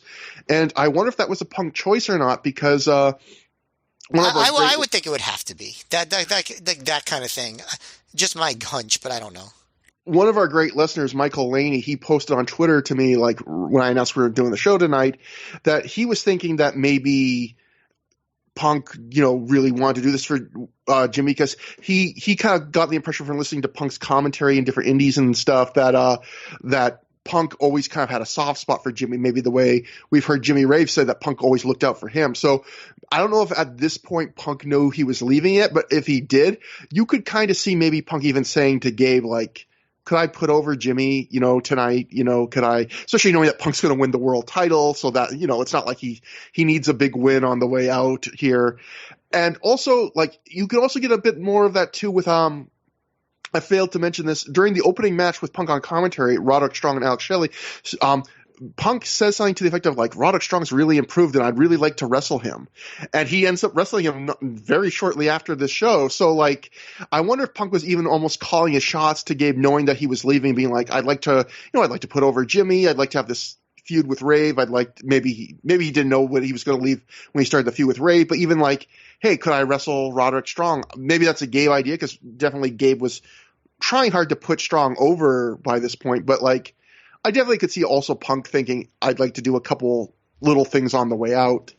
But, match was solid by the end, but definitely not the biggest, not the best use of this talent in some ways, because I like some of these guys quite a bit, but that's not so. After the match, after some jawing, BJ offers handshakes, and both Punk and Ace take him up on it. So we've basically ended the BJ Whitmer Punk feud, even though we actually did that months and months ago, but I guess we've ended the bad blood here. The champs then head to the back, and then out comes Prince Nana and Jade Chung. Nana has a mic, and he calls Punk the biggest loser he's seen in his life. He says people have called Punk the Triple H of Ring of Honor.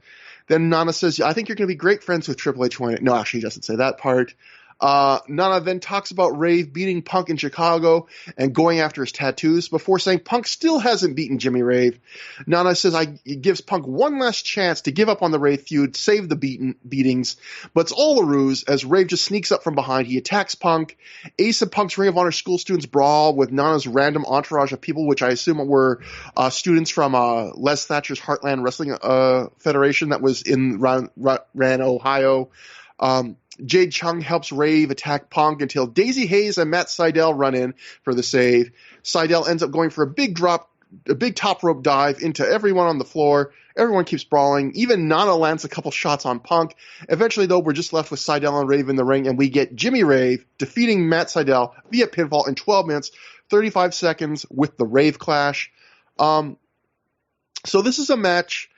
I thought I enjoyed this match a fair bit. I thought this was a good match, but it's not a great match. But the way I would put this match is it's a match more to be appreciated than loved, because it's a very smart match. I think this is a match where if you're the booker, you love this match because it accomplishes basically all its goals. Where I think this is a good example of, this is probably the first time Jimmy Rave really got to lead a match in Ring of Honor, where he's the veteran. You can really see he's kind of dictating the match. It's a lengthier match.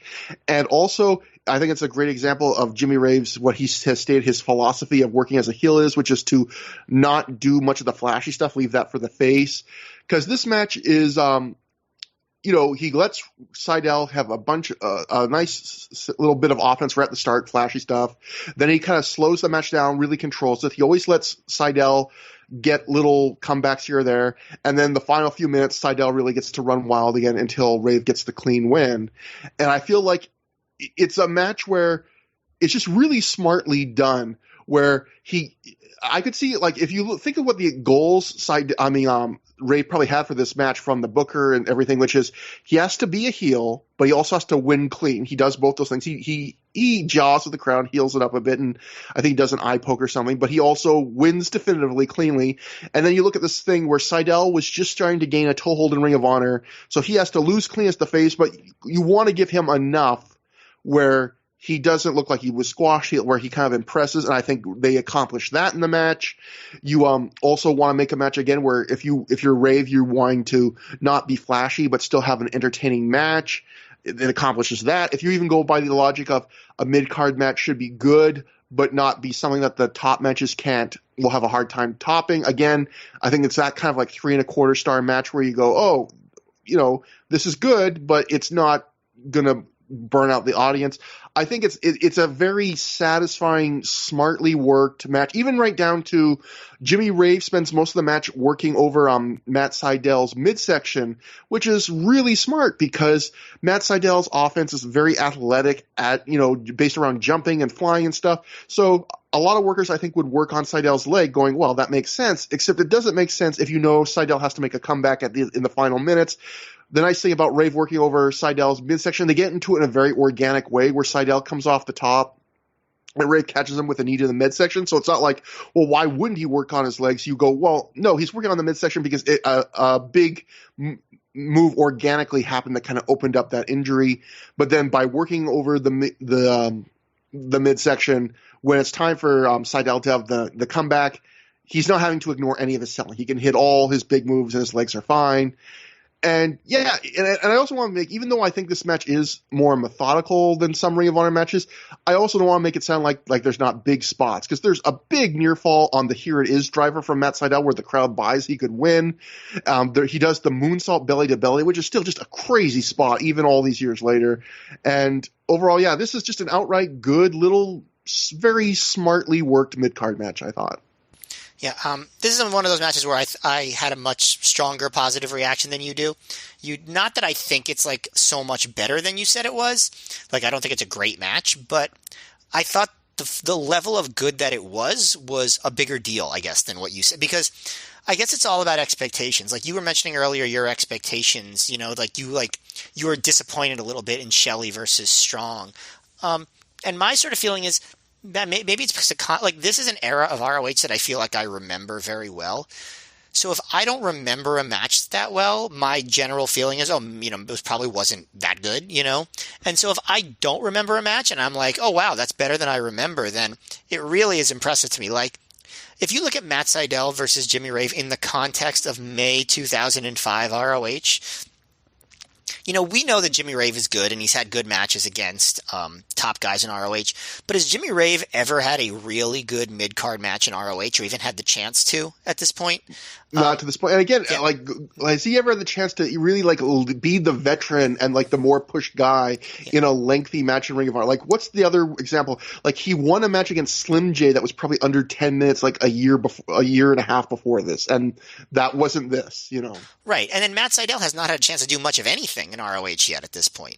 And yet they follow the tag title match with one of the biggest stars in the company and the tag team champions, and they get much more heat than them and have a much more entertaining match. To me, that's very impressive. To me, that's damn, this match really overachieved. That's how I felt about this match. It was, nothing that you said about it I disagree with in terms of the strengths and the weaknesses, but I do feel just that they impressed. They did a really good job and did better than you could have asked for in the position they were given. And to me, they had one of the best matches on the show. I would say, they might have had, this was better than anything on the undercard so far, except for the opener, probably to me. And I think that it was quite good. Like it was fast. Like they had a very hot start because they started in one of those like ECW style, like we're going to transition with an angle right from one match into another. So that allowed them to have a hot and heavy start. And I was like, let's see if they can keep this momentum, because the last match really, the crowd really died in the middle, and that does not happen here. They really do keep the momentum. Seidel has the early advantage, but Rave cuts him off, and when Rave is doing his healing on Seidel, the crowd is just really into it. And they do all the great little heel stuff, Nana holding Rave's arm during an abdominal stretch, and Jade Chung distracting the ref, and then the ref gets to kick Nana's hand away, leading to some near falls by Seidel, and just all that stuff. And Seidel, like you said, gets to do some big moves and some dives, and the here it is driver for the big near fall. And they get Daisy Hayes involved more than ever, right? Seidel's telling Hayes to watch Nana while he goes to the top rope, and Nana yells, "Watch me!" Which I thought was very funny. I love Nana. I mean, he's so good. But then Rave catches him on his shoulder and just drops him over the turnbuckle rib first. Like, just some really cool spots, and throwing him against the guardrail on the outside. I like that. Rave goes for the Pepsi plunge, just trying to, doing this whole shtick where he steals his competitor's moves. But Seidel reverses into the moonsault belly to belly, and the crowd yells bullshit when Rave kicks out. And I thought that was actually maybe even the best near fall. And you hear one fan yell, "That's why we hate you, Sinclair," after he doesn't count the 3 for Seidel there. And then Rave eventually gets the Rave Clash for the win, and I just thought I was very impressed with how they kept the heat and momentum from that pre-match brawl, because I just didn't expect it. I just, based on everything they've done so far, not that I don't think they're good enough, but their positions in the company at this point made this surprising to me. So I guess that's why I liked it more than you. I still liked it quite a bit. Maybe I'm kind of underrating, because I would say this is without giving away what I think of other matches, I would say this is my 3rd favorite match on the entire show. Like, that's pretty good. Quite a bit. On an having the 3rd best match on an ROH show in 2005, that's pretty damn good. Yeah, and yeah, it's just I think this would be a great match for people to watch if you want to learn how to be a heel and how much offense to give a babyface that's working underneath you, and when, because I think Rave really does a good job of giving Seidel really the perfect amount of offense, where he gets a flurry at the start, a big run at the end, and then he just lets him up for the perfect little quick comebacks throughout the match while kind of controlling it. I think he does a really good job of that. It's a really good example of that. And again, going to Gabe was good at the city to city booking. The last Dayton show, we had the great Jack Evans tag with Joe on the other side, where Joe beats the crap out of Evans, and there's a lot of comedy. So we get another Evans-Joe match of a sort here. And likewise, at the start of this match, we get a picture-in-picture of Rave giving Seidel the Styles Clash from the last time they were in Dayton. So Gabe was always, even though he wasn't feuding with Matt Seidel, Jimmy Rave wasn't, Gabe would still book little things like that from city to city to be like, well, last time we were in Dayton, this happened, so we'll play that up again for the live crowd. Rave was also ended up bleeding from the mouth during this match a bit. I don't know what busted him open, but something did. And another thing I noticed in this match too was what was I going to say? There was a thing in this match where, it's right at the end. I noticed Jimmy Rave does this occasionally. I actually kind of like this a fair bit, where he'll go for one of his finishers, and he'll have the other wrestler avoid the finisher, and then he'll hit one move to counter the counter, and then hit the finisher and win. He does these little fake outs where it's not he countered and then we'll come back to the finisher 5 minutes later. It's I'll go for my finisher, you'll get out of it, I'll get right back to it, and it'll still be the finisher within that 20 seconds, but just to fake out the crowd just a little bit. And I think that's a cool thing that I think more wrestlers could do. It's a neat little swerve I like. But next up, we get Colt Cabana and Doug Williams defeating Chad Collier and Nigel McGuinness in 1444, when Colt pins Nigel with a quick cradle counter to Nigel's rebound schoolboy, where he was doing, this is something he would do early on, the rebound lariat, but he would do it as schoolboy instead. Colt counters it into a cradle. Matt, four really good wrestlers in this match, and it's always a pleasure to see Doug Williams when he gets to do Ring of Honor. I definitely have thoughts about this match. What did you think about this match? Oh man, I want to hear your thoughts. So was I excited to see Chad Collier back? Maybe kinda. Was I excited to see Doug Williams back? Yes, very, very much so. So my thoughts, overall, I'll get to some more specifics, but my thoughts overall was this match didn't have particularly high ambitions, and it didn't achieve great heights, but I think it did what they were setting out to do, which was show off the personalities, continue the Cabana and Nigel feud, and have some entertaining stuff along the way. So I thought it worked on that level. Doug and Nigel, really fun doing their mat work. By the way, Punk is back on commentary, and he says that Nana and Rave escaped via helicopter, and I wonder how far that helicopter traveled. But yeah, Nigel and Doug had a lot of fun doing their mat work. The Doug mat work with Collier, not quite as fun, but still entertaining. And Cabana's on the outside getting very excited by all of Doug Williams' maneuvers, and I enjoyed that. There was one point where Doug tied up both Collier and Nigel's legs with starfishes,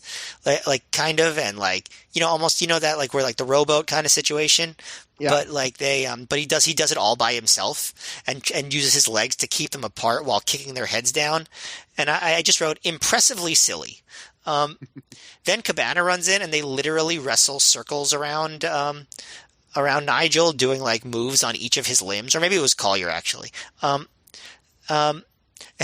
there's one spot where Nigel is doing some like flexing and posing to intimidate Cabana, which is, just, Nigel starting to, feel more comfortable being a heel there. And Nigel does like this big back elbow in the match and then goes, now I'm going to break his wrist. So they're doing a decent amount of comedy. Cabana holds Nigel's legs together while Williams tips him over. The one thing I will say is there was already a comedy match on this show.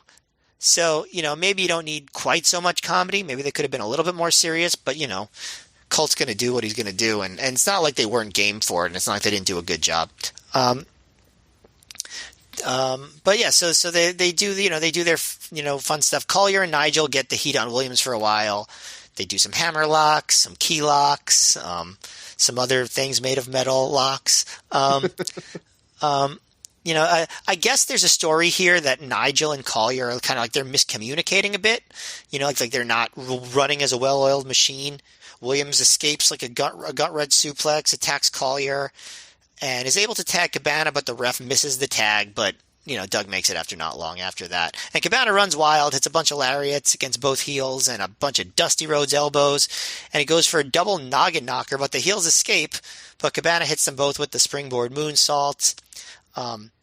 Nigel and Collier hit a double wristlock takedown on Cabana, and Nigel does his headstand, but Williams holds him, allowing Colt to battering ram Collier into the upside down Nigel. I thought that was a good spot. Probably doesn't make much sense to do the upside down thing in a tag team match unless both guys are kind of incapacitated. Cabana actually hits a frog splash on Nigel for 2, and then Nigel gets him with that arm submission. No, I mean that arm submission, that one. Even Punk is now like, it's that arm submission. He does not like, you too, Punk, you too, my brother. I mean, that's what it's called. I'm telling you. So Doug goes up top. He breaks it up with the bomb scare, and Collier tries to stop him, but not for long. And Collier and Doug fight on the outside, and then back in the ring, Nigel and Cabana do the spot that you described, and Cabana gets the pin. Again, didn't reach great heights, didn't attempt to reach great heights. So I was okay with it. I thought this match was better than average, but disappointing. And I think you put it into words in a way that I couldn't, like a better way, which is this match didn't feel like it had high ambitions.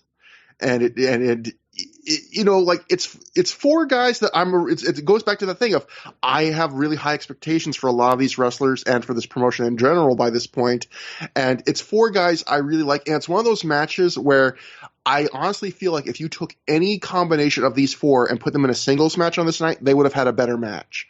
Like any two of these four guys, I think could have potentially had a match that would have been better than this. And this was not a bad match. I think it was better than average, but I wouldn't even say it was probably up to this point, other than the Matt Striker squash, maybe my least favorite match on the show so far.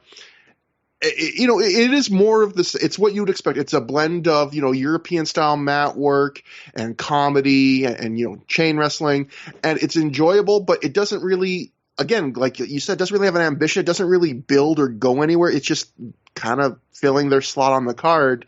And I think one thing I've learned watching some of these tags is I feel like guys, all four of these guys, but especially guys like, Doug Williams and Chad Collier, I think these kind of matches where you put four grapplers together, I don't think they're well. I would rather see them in singles than tags, because I think when you do matches that are heavy on the mat work, you build kind of a momentum when you work the same guy for like 10, 15 minutes.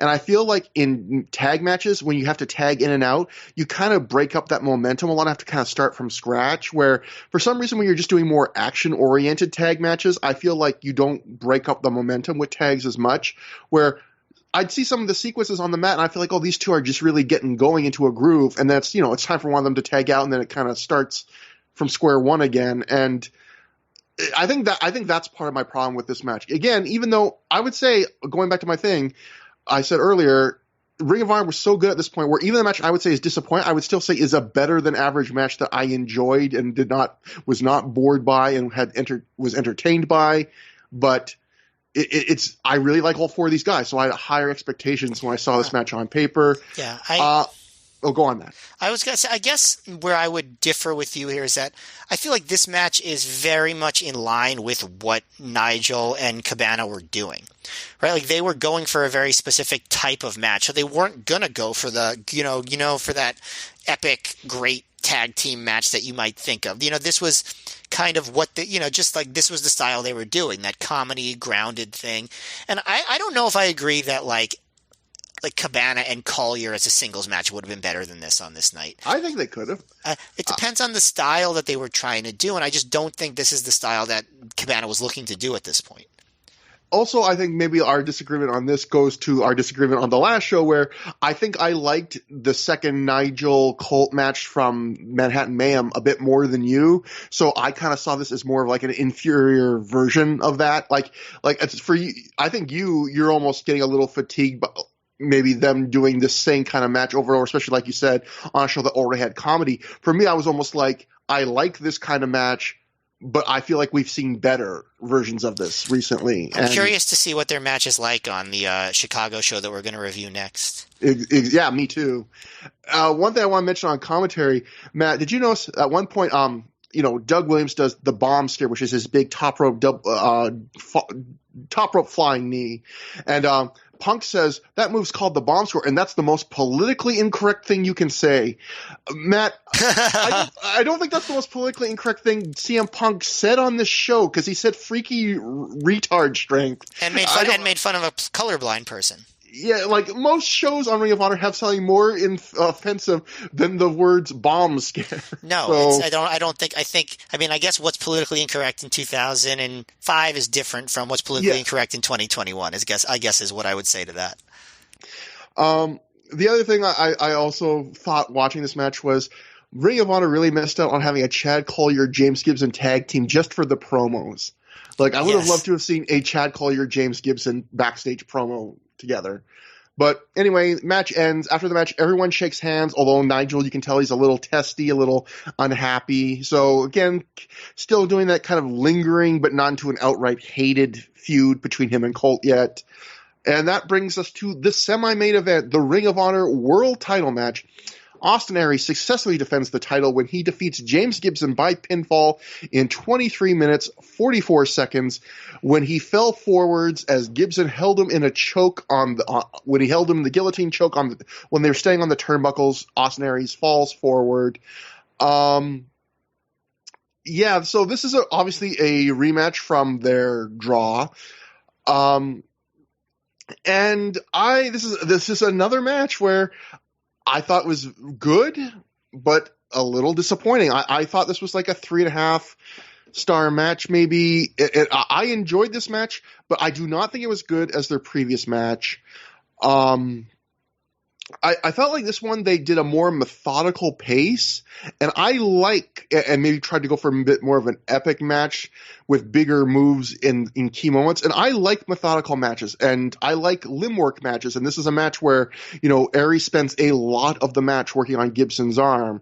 But I felt like this was one of those matches where the payoff wasn't quite worth how much they went to more of the limb work and the methodical stuff early on, especially because we're both on this show on Through the Years. We're big fans of James Gibson. I think one of the things we've singled him out for is how good his selling is. And this is a rare match where I have a little bit of quibbles with his selling, because Aries works his arm a lot in this match.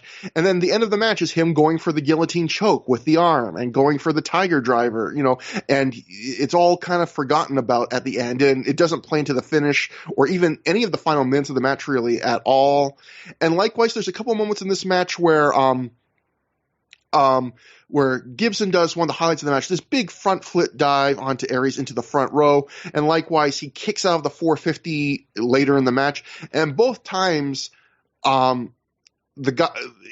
guy who took the move is like fighting back, I would say, like with fairly quickly afterward, and maybe not going on sustained offense. But again, in James Gibson matches, usually those are the kind of things that are a strength of his, that he doesn't do stuff like that he knows to pay attention to selling and knows how to pay attention to the big moves. But like, there is a lot of good work in this match, and as usual with these guys, very professional work. There's some big moves. I love, the two big spots I talked about, the kick out of the 450 and the flip it drive into the crowd. They get the crowd to buy in that James Gibson could win the title on this night. So you get some big near falls in this match. I don't like the finish. So the finish of the match is Aries is going up top. Gibson runs, catches him, and instead of going for a suplex, even though like he's kind of got him in position for that, he puts him in his guillotine choke finisher on the turnbuckles. He holds it for a little bit, and then Aries jumps off and basically just jumps off while Gibson has him in the choke. Gibson lands on his back. Aries immediately covers him and gets the win. And I didn't like it for a couple reasons. The first reason was I don't usually like when guys do submissions in the ropes, because especially in the case of a choke, it's like you're not really hurting a guy. You're just hoping you can knock him out, but you clearly know that it's not going to count. Like, the ref's not going to say, oh, he tapped out. Like, Aries is even waving his finger in the air like, I'm not going to tap out. But he's sitting on the turnbuckle. It's like, it wouldn't be legal if he did tap out. He can't lose. And then I also felt like in a match where Gibson had just kicked out of the 450 and, done that huge dive into the crowd, and, they had done some big moves, that just like Aries kind of falling forwards off of basically him standing on the second turnbuckle. I don't think that was a big enough move to justify not just the win, but also after this match, Gibson sells this for like a long time afterwards. He sells this like it was like a death move, like it was the double stomp cop killer, where he takes a long time to get up afterwards. And quite frankly, it wasn't even the top 2 or 3 most impressive moves in this match. So, that it's a lot of my complaints about this match. I want to make clear, I still thought this was one of the better matches on the show, like 3.5 stars probably. There was a lot of really, good work. Like, there's all sorts of little spots, like Aries takes like basically kind of a monkey flip and he lands almost right on his head from it. Like, just crazy stuff like that. Clearly they were working really hard, but again, my expectations after the last match, I think their first match, I had it like just right below 4 stars, and I think you had it better than me. I think you had it. You said it was outright great. I was like right below, and I thought, looking at this match, I knew it was going to have a finish. I thought they're definitely going to top it, and I think it was, rather than being like one step above their first match, I thought it was one step below. But I have a feeling a lot of people will disagree with me on that, Matt. Are you one of the people that disagree with me? I'm noticing a trend on this show, which is just generally that I liked it more than you.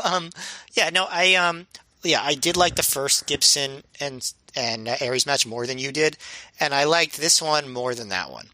And I know a lot of people don't agree with me on that. The reason I like this match more is because I don't think it had some of the overindulgences that I thought that one had that annoyed me. Specifically, that brainbuster sequence that they had in the first match where they just like, one guy hit a brainbuster, they held on, the other guy hit a brainbuster, they held on. That didn't really sit well with me. And this one didn't do that. But it did do most of the stuff that one did well.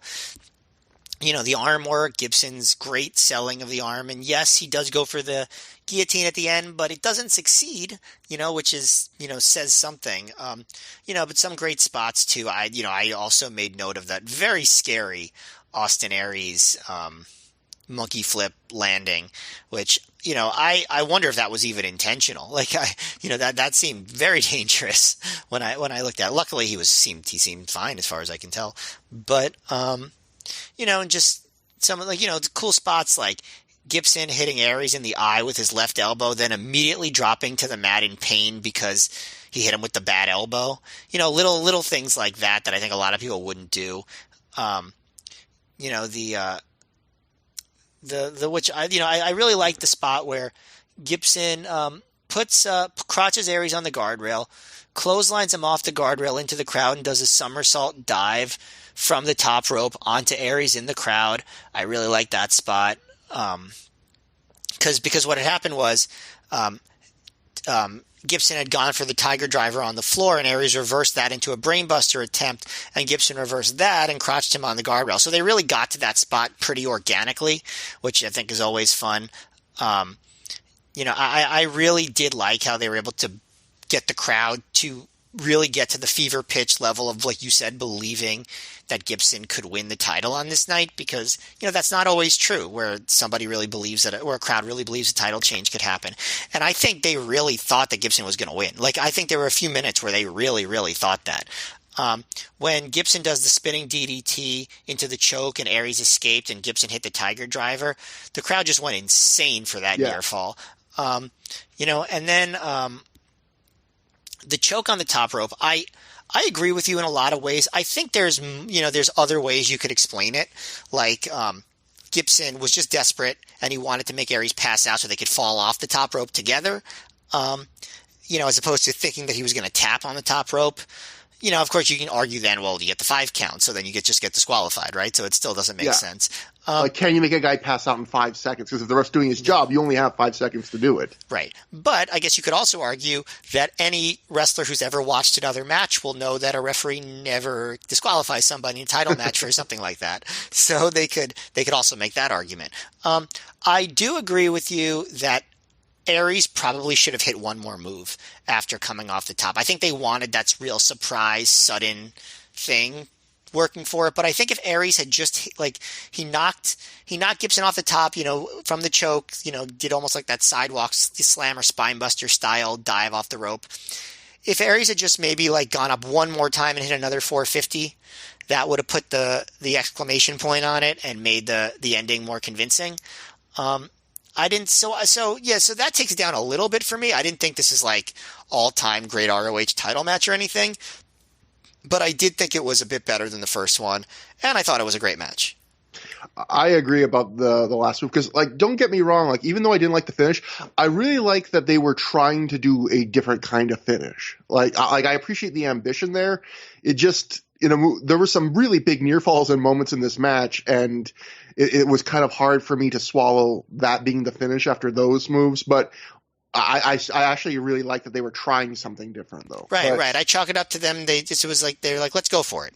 And it didn't work for everybody, and that's okay. So a live report from our friend Donnie, who said, at the time, I wasn't too impressed with Austin Aries, but looking back, it was just that I hadn't seen the right matches yet. During the early slow portions of the title match, several fans tried to get some dumb chants going, but was quickly snuffed out by other audience members. See, that's one of those things where you maybe hear in the crowd that you don't hear on tape, because I didn't notice anyone turning on this match, or even people trying to shout down other people. A lot of times in crowds, it's sort of like the people that you're just happen to be sitting near. Your pocket, yeah. Yeah, give you a different impression of the crowd than the overall crowd is actually expressing, Because they definitely were slower and more methodical in the early going, but I felt like the crowd, maybe not super loud, but was with them. And as we've mentioned, they go crazy for some of those near falls at the end, like buying it completely, thinking they're about to see a title change. So, and the other thing I thought was funny was Gibson does the moonsault again, and CM Punk on commentary even brings up, he did that the last time they faced each other, that he hadn't done the moonsault in years when he did it then. And I thought it was kind of funny where both times he does the moonsault in these Aries matches, and they mentioned he's never done it, he hasn't done it in years, and both times Aries avoids the moonsault. Like, I kind of felt bad for Gibson. Like, he should have hit one of the two then when they're really selling, like, oh, he's pulling out this big move he never does anymore, and both times Aries just gets out of the way, doesn't hit. I feel like there's two different ways that somebody, quote, can do a moonsault. There are wrestlers who can do a cool looking backflip off the top rope, and that's one way to do a moonsault. Then there are wrestlers who can actually like safely connect with someone while doing a backflip off the top rope, and those are the ones who actually do moonsaults kind of often. Yeah. Like Kurt Angle, if you notice, only on a few occasions did he actually hit a moonsault. And the times that he did hit it, I don't know, they didn't always look the safest. No, yeah, like very splayed out, like usually, yeah, like there's a difference between being able to do like a flip in the air and being able to have like the body control to land where you want to land. And right. Yeah, like you were saying, those are two very different skills. Exactly. So did you notice this, Matt? Like, it was so fun. I know on a recent show you mentioned that, like, Gibson's finally gotten the he stopped wearing the Confederate trunks, at least on some shows. He's got now the John Deere themed trunks. And so he comes out in this match with the John Deere trunks. I was like, oh yeah, I remember Matt saying that on another show recently. Isn't that nice? And then before the match starts, a fan has a Confederate flag in the front row. Gibson grabs it and he runs all around the ring and poses with it in the ring. And it's like, God damn, that fan had to bring the goddamn, we just got him to stop wearing it.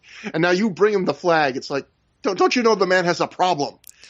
Don't enable him. Like, God damn it, boys. Oh, man. Yeah, and I don't think he's done wearing those Confederate flag trunks either. No. But even in the show where he's wearing the John Deere trunks, still gets that Confederate flag in there. But after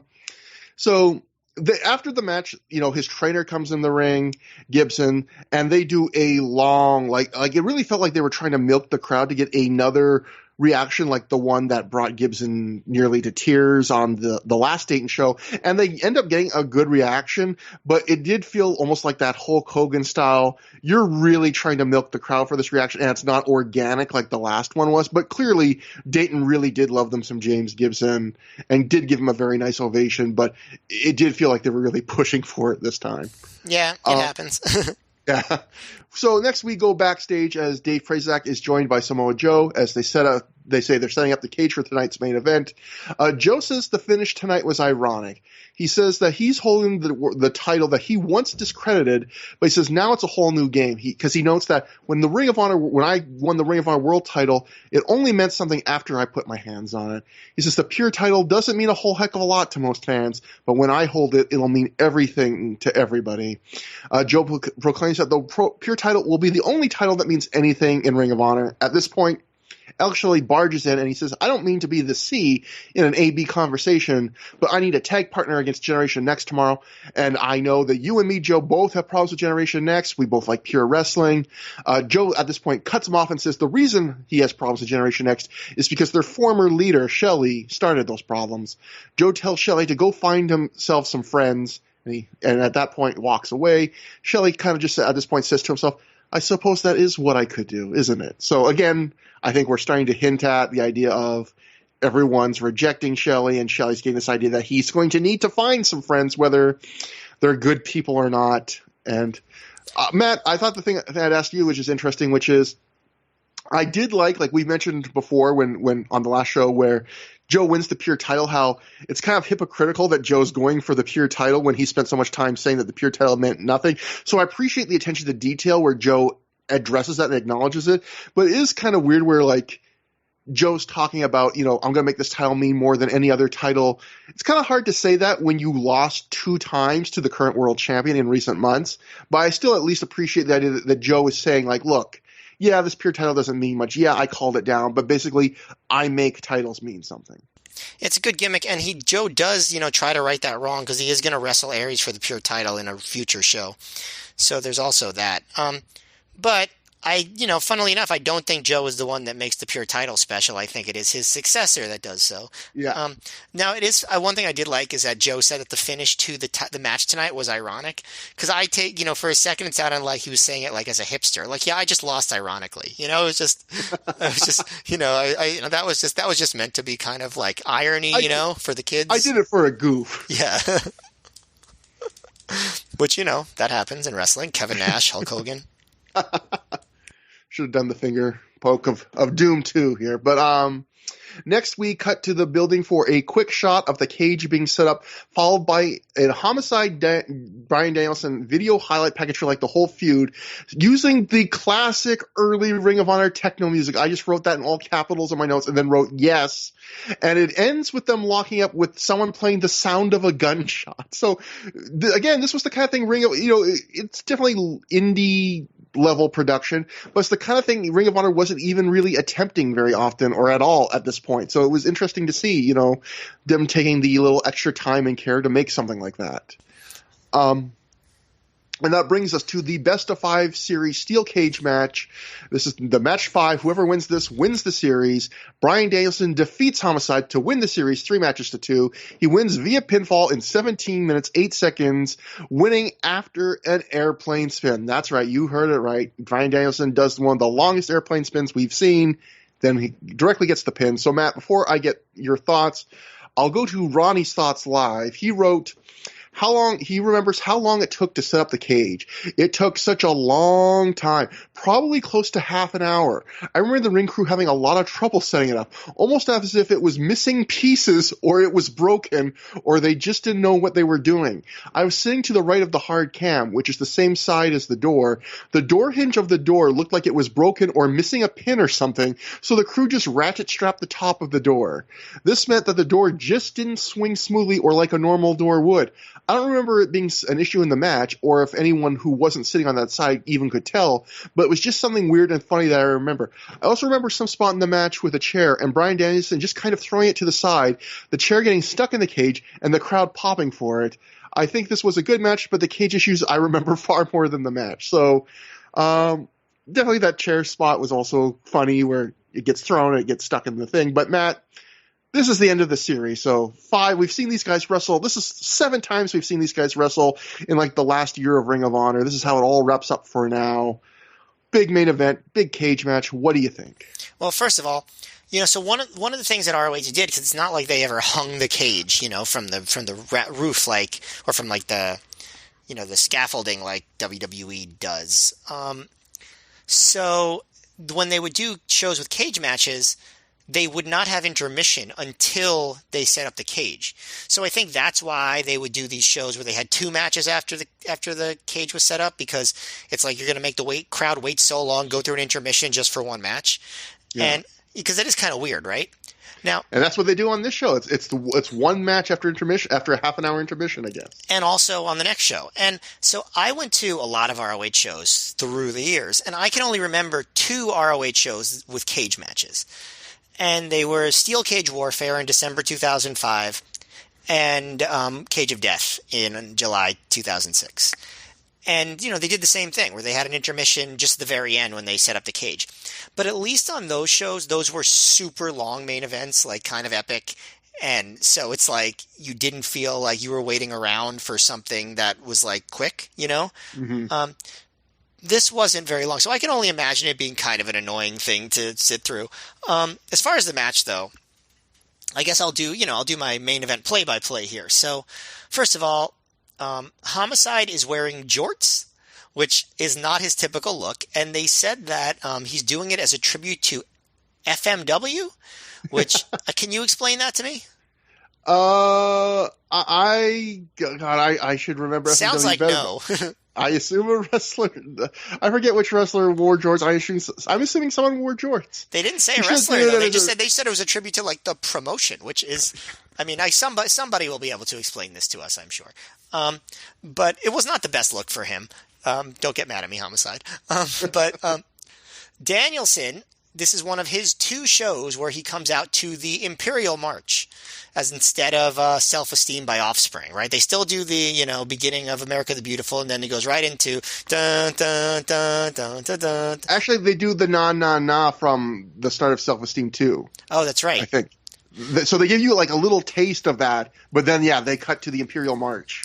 Yeah, and you don't hear for very long because Homicide jumps him in the aisle and forks him right away. And you barely see what's happening in the aisle because, spotlights are not their forte.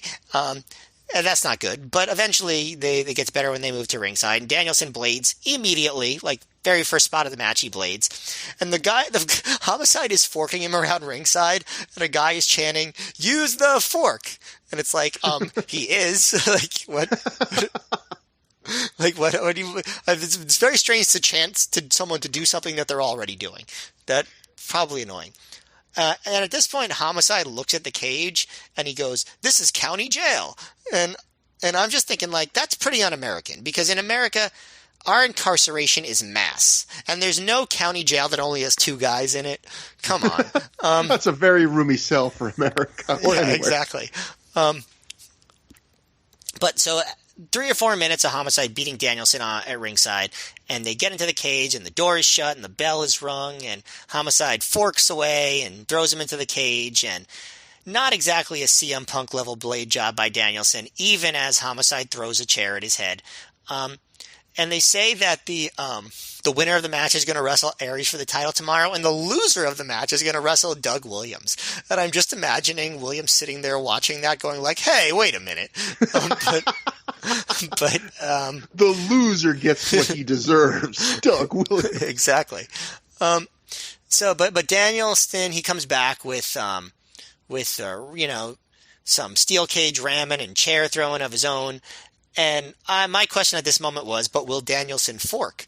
And he answers me almost immediately, yes, he does indeed fork. He's forking away. And Prasak says that Danielson using the fork makes him a, quote, versatile performer.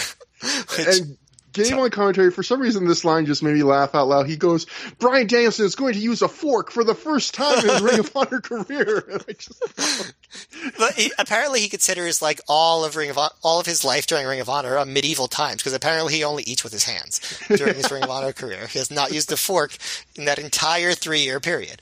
Maybe chopsticks, I guess he could maybe have used those. Spoons only for Danielson.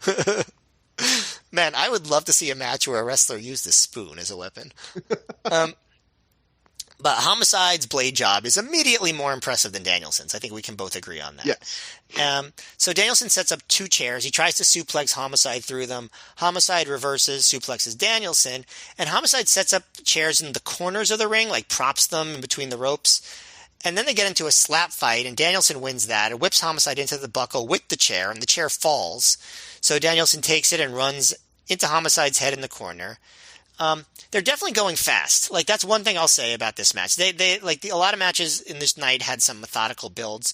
This one, they're moving, and the crowd actually pops bigger for Danielson's surfboard into the Chancery than they do for some of the weapon shots, which, I guess good for Danielson for getting that spot over. They go onto the top rope. They get into a headbutt fight. Homicide hits the Ace Crusher off the top and gets a 2 count, and the crowd pops big for that one. Homicide goes for a lariat. Danielson ducks, hits the Regalplex for 2. So they're going pretty quick to some of the big moves. And Homicide climbs to the very top of the cage. And at the top, Danielson tries to pull Homicide back over, but Homicide bites his thumb. And Danielson just chucks Homicide backwards off the cage. And he goes to the very, very, very top of the cage, Snuka style, so high he's actually touching the ceiling, and hits the diving headbutt off the top. And someone in the crowd yells, "Dangerous!" So then right after that, Gabe yells it too. And there's a big ROH count and a delayed cover, so Homicide kicks out at 1. And then they keep going for a while, and I'm just like, wow. That top rope headbutt, the top of the cage headbutt was not even like the climax of the match. That's very strange to me. But Danielson goes for the airplane spin. Homicide escapes, hits a pile driver for 2. Then Homicide goes to the top of the toward the top of the cage, but Danielson crotches him, hits the belly to back suplex for a 2. And I'm just like, the longer the match goes after that, I'm like, man, that was a weird placement for that headbutt spot. It felt like just like a random spot in like the final third of the match. Like it didn't, like, I don't know. It feels like that should have been later. But Danielson hits a low blow, Homicide hits the low blow mule kick and lariat for 2, like playing off the Reborn Stage 2 finish. So Homicide pulls out brass knuckles, which he used to knock out Danielson before. But Danielson ducks, hits a roaring forearm, and he gets the airplane spin, and the crowd counts along, but eventually they lose count. And he keeps going and going and going, and he goes for like a full minute, and he slows down a lot, but he keeps going and going and going and going. And after like a minute and a half or longer, Danielson slams him down, gets the pin. Kind of an interesting way to end a brutal blood feud, right? With a giant long airplane spin. I thought the match was solid. It was fast paced. I thought it was kind of weirdly paced. I still think it was one of the better matches of the series. Maybe not the best one. I enjoyed the final act of the lumberjack match probably more than anything else in the series. But I think from beginning to end, this is probably the most entertaining because they don't go too long. Definitely some weird choices, though. Like, I would not say this is a great match by any stretch, but it's interesting. It's not boring at any point. And, it is what it is. I didn't think this best of 5 series was particularly special, but it's memorable, I guess, just because of the personalities involved. So this is where we get the flip. Matt, I like this match more than you. Finally. I would say this is a great match. I would give it 4 stars. Just getting into great, but I would say this is the best match of their 5-match series. I don't think is as near as good as that first Danielson Homicide match in 2004, which was just them wrestling without a gimmick. Maybe that tells you something about where these guys' strengths lie against each other. But, I thought this was low grade. I thought this accomplished what you would want the big 5-match series match to accomplish. It was just a lot of big dumb, like big bombs, as the kids would say. Just big, they hit most of their big moves. It's almost like they get, like I was saying on the last show with the Jimmy Rave CM Punk dog collar match. I enjoyed that match, but felt like they didn't use much of the dog collar. This match felt like they went just down a checklist almost robotically and went like, what do people expect from a cage match? So it's like, a big move off the top of the cage? Check. Do a couple big moves off the top turnbuckle because you can kind of balance better. So like they pull out, even though they've done these sometimes before, Homicide does the top rope. Ace Crusher's not just off the second. Danielson does the belly to back superplex. Blood. They both bleed, even though neither is a great blade job, particularly like you said, Danielson, not a great blader, but hey, at least he made the effort. Check. If you want to see some plunder in there, a bunch of chair spots, including that spot you mentioned where you might not expect Bryan Danielson of all people to take a suplex through 2 open chairs. He does. So check. Do you want to see, spots you wouldn't see normally or done bigger? You get the flying headbutt, but also even, the airplane spin, which he's done before, but he does it longer than I've ever seen him do it. Check. Do you want to see them play off prior matches in the series? And as you pointed out, they play off the low blow lariat. They play off the brass knuckle spot where Danielson avoids it. So, and despite all of that, it still doesn't quite feel like this will not make my top 5 match of the year end list. It will not. It doesn't feel like an epic, like just an all-time classic. Again, it's not even my favorite match these two have had in the last couple of years. But in terms of just in a final match of a series in a cage, it kind of just hit every note I wanted. Even if, like you mentioned, I completely agree, all the weird spots. It is really weird that, especially for 2 guys this smart, that Danielson would do a top rope headbutt, and within I would say less than 40 seconds, Homicide's up doing a pile driver to Danielson, and that seems like really crazy from these 2 guys to just brush aside. And again, not long after that, Danielson's doing the belly to back superflex for the near fall, and I would think that's all wrong, because you would think that's normally a very impressive move, but it doesn't seem nearly impressive once you've already done a flying headbutt off the top of the cage. Like, you should have put that before it to get the most out of that move, and instead, like, we're supposed to buy that now after we've seen this crazy huge, move that they've done. So that was really weird. I totally agree. And I agree that for a hated, like, blood feud, it was weird to see it end with a airplane spin, but I mean, the crowd loved it, and it was crazy to see an airplane spin go that long. And it was crazy, like you mentioned, usually when you see airplane spins, the crowd chants along.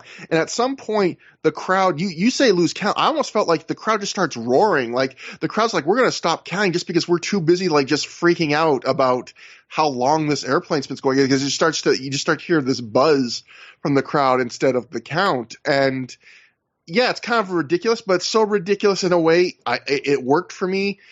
One of my problems for this match, other than the ones we've mentioned, though, is the problem a lot of Ring of Honor cage matches have, which is the camera. They just need to tear a hole in the cage to fit the handheld cam through, because a lot of the viewing angles from the cage, the cage obscures a lot, and they just don't do a great job shooting through it. But I would say, it's like a solid 4-star match. And I guess what we should talk about, too, now that we've talked about the matches, Matt, I remember before we started the 5-star match series, I was excited to revisit this, and you were like, I remember you said, I remember some of those matches weren't the greatest, and I do think, looking at the 5-match series as a whole, yeah, you're right. I would say this is the best match, and even that, I think this is the one match that gets to 4 stars, maybe. I might have had one more scraping, but maybe, I'm not sure, but like, these two are two of my favorite wrestlers of this promotion, of this generation. And I thought they had a really great match, at one of the Reborn shows in 2004. I like their match at All-Star Extravaganza better than any of the ones on this series also. Yeah, and they have 5 cracks at it, and they never get to that level again. And part of me thinks, do you think it's just because these two maybe work better without gimmicks? Like, maybe it was because they had to, or I also feel like, in a way it was smart, in a way it wasn't. I felt like the first 3 matches in particular of the series ran together, because so much of it was about them getting into these out-of-control brawls, a lot of times in the crowd. And I think the fun of a 5-match series with these gimmicks is supposed to be that every match feels way different. And I felt like the first 3 matches kind of blur together to me. Like, even the submission match, had the first half of the match is them brawling in the crowd, and maybe that's the reason why I like this match better, is because it at least felt different from all the rest. It was, a flat-out big moves cage match, which none of the other matches feel that way. And even this match that felt different still had the crowd brawl, not in the crowd, but the ringside brawl at the start. Like, every match had that. Yeah, I think that is one of the biggest problems with it, is like too much brawling in the crowd.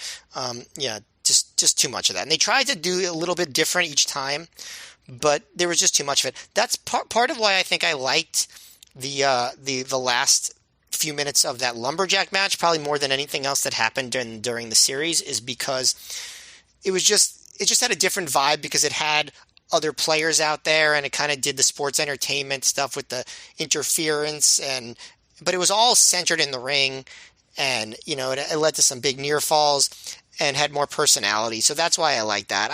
I do think these are two guys that work better with each other when they're just in the ring having a match. I also don't think that I don't know, it didn't seem like Danielson was clicking as much in these matches. I think Homicide was actually the better of the two in a lot of these matches. I just don't think Danielson was feeling it. But, maybe he feels differently. But that was the sense that I got. And I think it goes again, maybe to the theme of this episode, which is high expectations, where, like, you're saying Bryan Danielson, it wasn't clicking, but I think you, at least to some level, enjoyed every one of these matches. Oh, yeah, yeah. Right. I mean, by his standards, yes, of course. Yeah, but I'm just saying, it's always weird where we keep saying stuff like, they weren't quite up to their level and stuff, but yet the results are still fairly good. Like it seems like we're being harsher sometimes than I fear we really are. But at the same time, our expectations, particularly for a guy like Bryan Danielson, are sky high. And yeah, I don't think he hit, what I would expect from him in this series, or either, in these matches, even they're just what these two are capable of against each other. And I forgot to mention one other thing. One other thing I didn't like about the cage match was they make a point of saying early on that there's no cage escape. This is just pinfall submission only in the cage. They said these two, Gabe says something to the effect of, Dragon and Homicide told us that they weren't going to try escape. They want to win in the cage. And then later in the match, Homicide tries to escape the cage. Like he gets one leg over. That's when Danielson catches him. He just really wanted to brawl in the crowd. Yeah, it's one of those spots where it doesn't make sense. It only happens so it can facilitate like Homicide coming off the cage. And so that was a bit of annoying. But overall, I enjoyed this match. After the match, Homicide and Danielson sell for a long time as the refs and staff attend to them. They eventually get to their feet. The crowd chants "shake his hand" to Homicide. One fan shouts, "You choke like the Yankees," which Danielson will steal within a minute. Homicide actually does shake Danielson's hand and even hugs him, which I was like, oh my god, and then immediately gives him the ace crusher. Homicide then has a tantrum at ringside. He guarantees this isn't over, that the Rottweilers will get him on the next show. Danielson then grabs the mic and says, "You beat me twice in a row, but then you choke just like the Yankees." Danielson says they can continue this after he beats Austin Aries for the Ring of Honor World title the next night, because after he wins, the first person he's going to give a title shot to is Homicide. And this was another sign, I think, that they had a lot of time to fill on this DVD, because this post-match went on for 8 or 9 minutes, it felt like. It felt like on a different show they might have edited out a bunch of this, but they left it all in on the show. And then we end the show with an ad for Full Impact Pro. So again, a lot of time to fill. Just a quick ad for Full Impact Pro. And that is the Final Showdown. So Matt, before we get our opinions on the show, we have a review from Pat McNeil from the Pro Wrestling Torch. He did a review of the show, and I thought it was interesting. So I'm going to really read this. And it was always interesting, especially to get the thoughts from the two major newsletters, since they were pretty important to Ring of Honor. And also because of, as we've mentioned on a recent show, the Torch had really downgraded their Ring of Honor coverage from they were doing a lot of coverage to very little. So it was kind of rare to see something like Pat McNeil give a whole column devoted to a Ring of Honor show, not even one of their very biggest. So he wrote, "The Ring of Honor Challenge" was the title. Pat McNeil writes, "About 6 weeks ago, Ring of Honor owner Gabe Sapolsky challenged wrestling fans to go out and get the Manhattan Mayhem tape on DVD, promising fans that Ring of Honor's debut in Manhattan was the best video release in the promotion's history, and if fans didn't like it, they would never have to pay attention to Gabe or Ring of Honor ever again. This gambit was designed to draw attention from people who aren't ordering Ring of Honor shows. Only Ring of Honor management know how well it worked, but the move also afforded the regular Ring of Honor fans and wrestling writers the opportunity to lovingly nitpick the event. Judging by the response on the Torch website message boards, many Ring of Honor fans felt the show was not as good as the February 25th Dayton show. Ring of Honor's first show in Dayton since the second anniversary weekend took place on May 13th when the group returned for their Final Showdown event. The video and DVD versions of this event have been released. If this show isn't as good as Manhattan Mayhem, it is pretty darn close. There isn't a bad match on the card and only a couple weak spots overall. It is possible to nitpick about the show, sure. The first nitpick is with Ring of Honor's version of main event style, which involves a lot of guys dropping a lot of other guys on their heads and necks. Admittedly, this doesn't happen as often as it did a couple of years ago, but you have to figure that all the high-impact suplexes and brainbusters aren't helping the long-term health of the wrestlers. The second concern with the Ring of Honor main event style is how the wrestlers choose which moves are protected and sold. For example, in Bryan Danielson's main event cage match, the American Dragon performs an incredible diving headbutt from the top of the cage. It was an impressive sight. You couldn't help but remember how several years ago, Chris Benoit performed the same feat on an episode of WCW Thunder, and was the talk of the business for that weekend. Here in Ring of Honor, Homicide quickly shook off the effects of the devastating move and hit Danielson with a pile driver less than a minute later. Sure, the business must evolve, and old finishers must give way to new finishing moves, but it's a curious choice for a move to undersell. Not to mention the fact that Danielson and Homicide, two of the best workers in North America, could use a little work on their transitions. Having said that, there's plenty of good news for wrestling fans on this show. Alex Shelley and Roderick Strong turn in a hot opening match that plays off of their recent history with each other. It's been said before, but it's hard to believe that Colt Cabana and Nigel McGuinness haven't been contacted by WWE or TNA. When Cabana teams with Doug Williams against McGuinness and Chad Collier, the resulting contest is a treat for fans of the European wrestling style. Ebasan, now Ebataro, does an incredible job of mugging for the camera before the Big Four corner survival match. It's rare that you see Samoa Joe in a comedy match, but he pulls it off. There's some sort of competition between Delirious and Ebasan to see who can make Joe break character more, and you'd have to call it a draw. The only uncompetitive match on the card featured Matt Striker against the masked Chicago superstar, and it at least gave fans the chance to chant, "Let's go Jobber." Many Ring of Honor fans are pushing for former WWE Cruiserweight Champion James Gibson to become the next Ring of Honor World Champion, perhaps as soon as this weekend. Gibson is a curiosity even by wrestling standards. He's an athletic cruiserweight fired from WWE for using steroids. He's a Confederate flag-toting, self-styled redneck and one of the most popular babyfaces in the Blue State Ring of Honor promotion. If you only know James Gibson from his work as Jamie-san in WCW and Jamie Noble in WWE, you might want to check out his Ring of Honor title match with Austin Aries on this very same release. Ring of Honor sets the stage by having Gibson come to the ring with his trainer, teasing that this will be the night he captures the title belt. The announcers Dave Prazak and CM Punk do a good job of recapping Gibson's back injury sustained last month during a match with Roderick Strong. As it turns out, the back injury is a red herring. Aries takes Gibson out to the floor early in the contest and starts working over Gibson's left arm against the barricade, finishing off the arm slot by charging from one end of the ring and smashing his knee against Gibson's arm, which is wedged into the barricade. That falls to Gibson himself. Gibson continues to sell the arm for the remainder of the match. It isn't one of those sissy sell jobs you see in other promotions either. Gibson lets his left arm hang dead from his side and uses his right arm for punches, chops, and strikes. Gibson remembers to grimace with pain each time he uses the left arm for anything, including a simple whip into the ropes. Of course, that doesn't stop Gibson from going to the top rope to deliver a senton into the first row, but it does give Aries a target. Blah, blah, blah. Go to the finish. Gibson's determination to keep selling the arm, combined with Prazak and Punk's dramatic call, helps makes a very good match into an excellent experience. Aries pulls off his character well, pausing on the way out of the ring to shake hands with the unconscious Gibson, a move that's both correct and disrespectful at the same time. There's this one small glitch here with Gibson's trainer, Danny Ray, accidentally raising Gibson's arm for the crowd after the match, and he raises the wrong arm, but it's a small mistake and easily forgiven. So, long review there. Matt, do you agree that this show was basically on the level of Manhattan Mayhem? No, but I gotta say, other than some of the outmoded language that he used, I pretty much agree with almost everything else Pat McNeil said. I was surprised, actually, by how many points I agreed with. Definitely disagree with him about Manhattan Mayhem, but it seems like he and I are pretty close when it comes to the Final Showdown.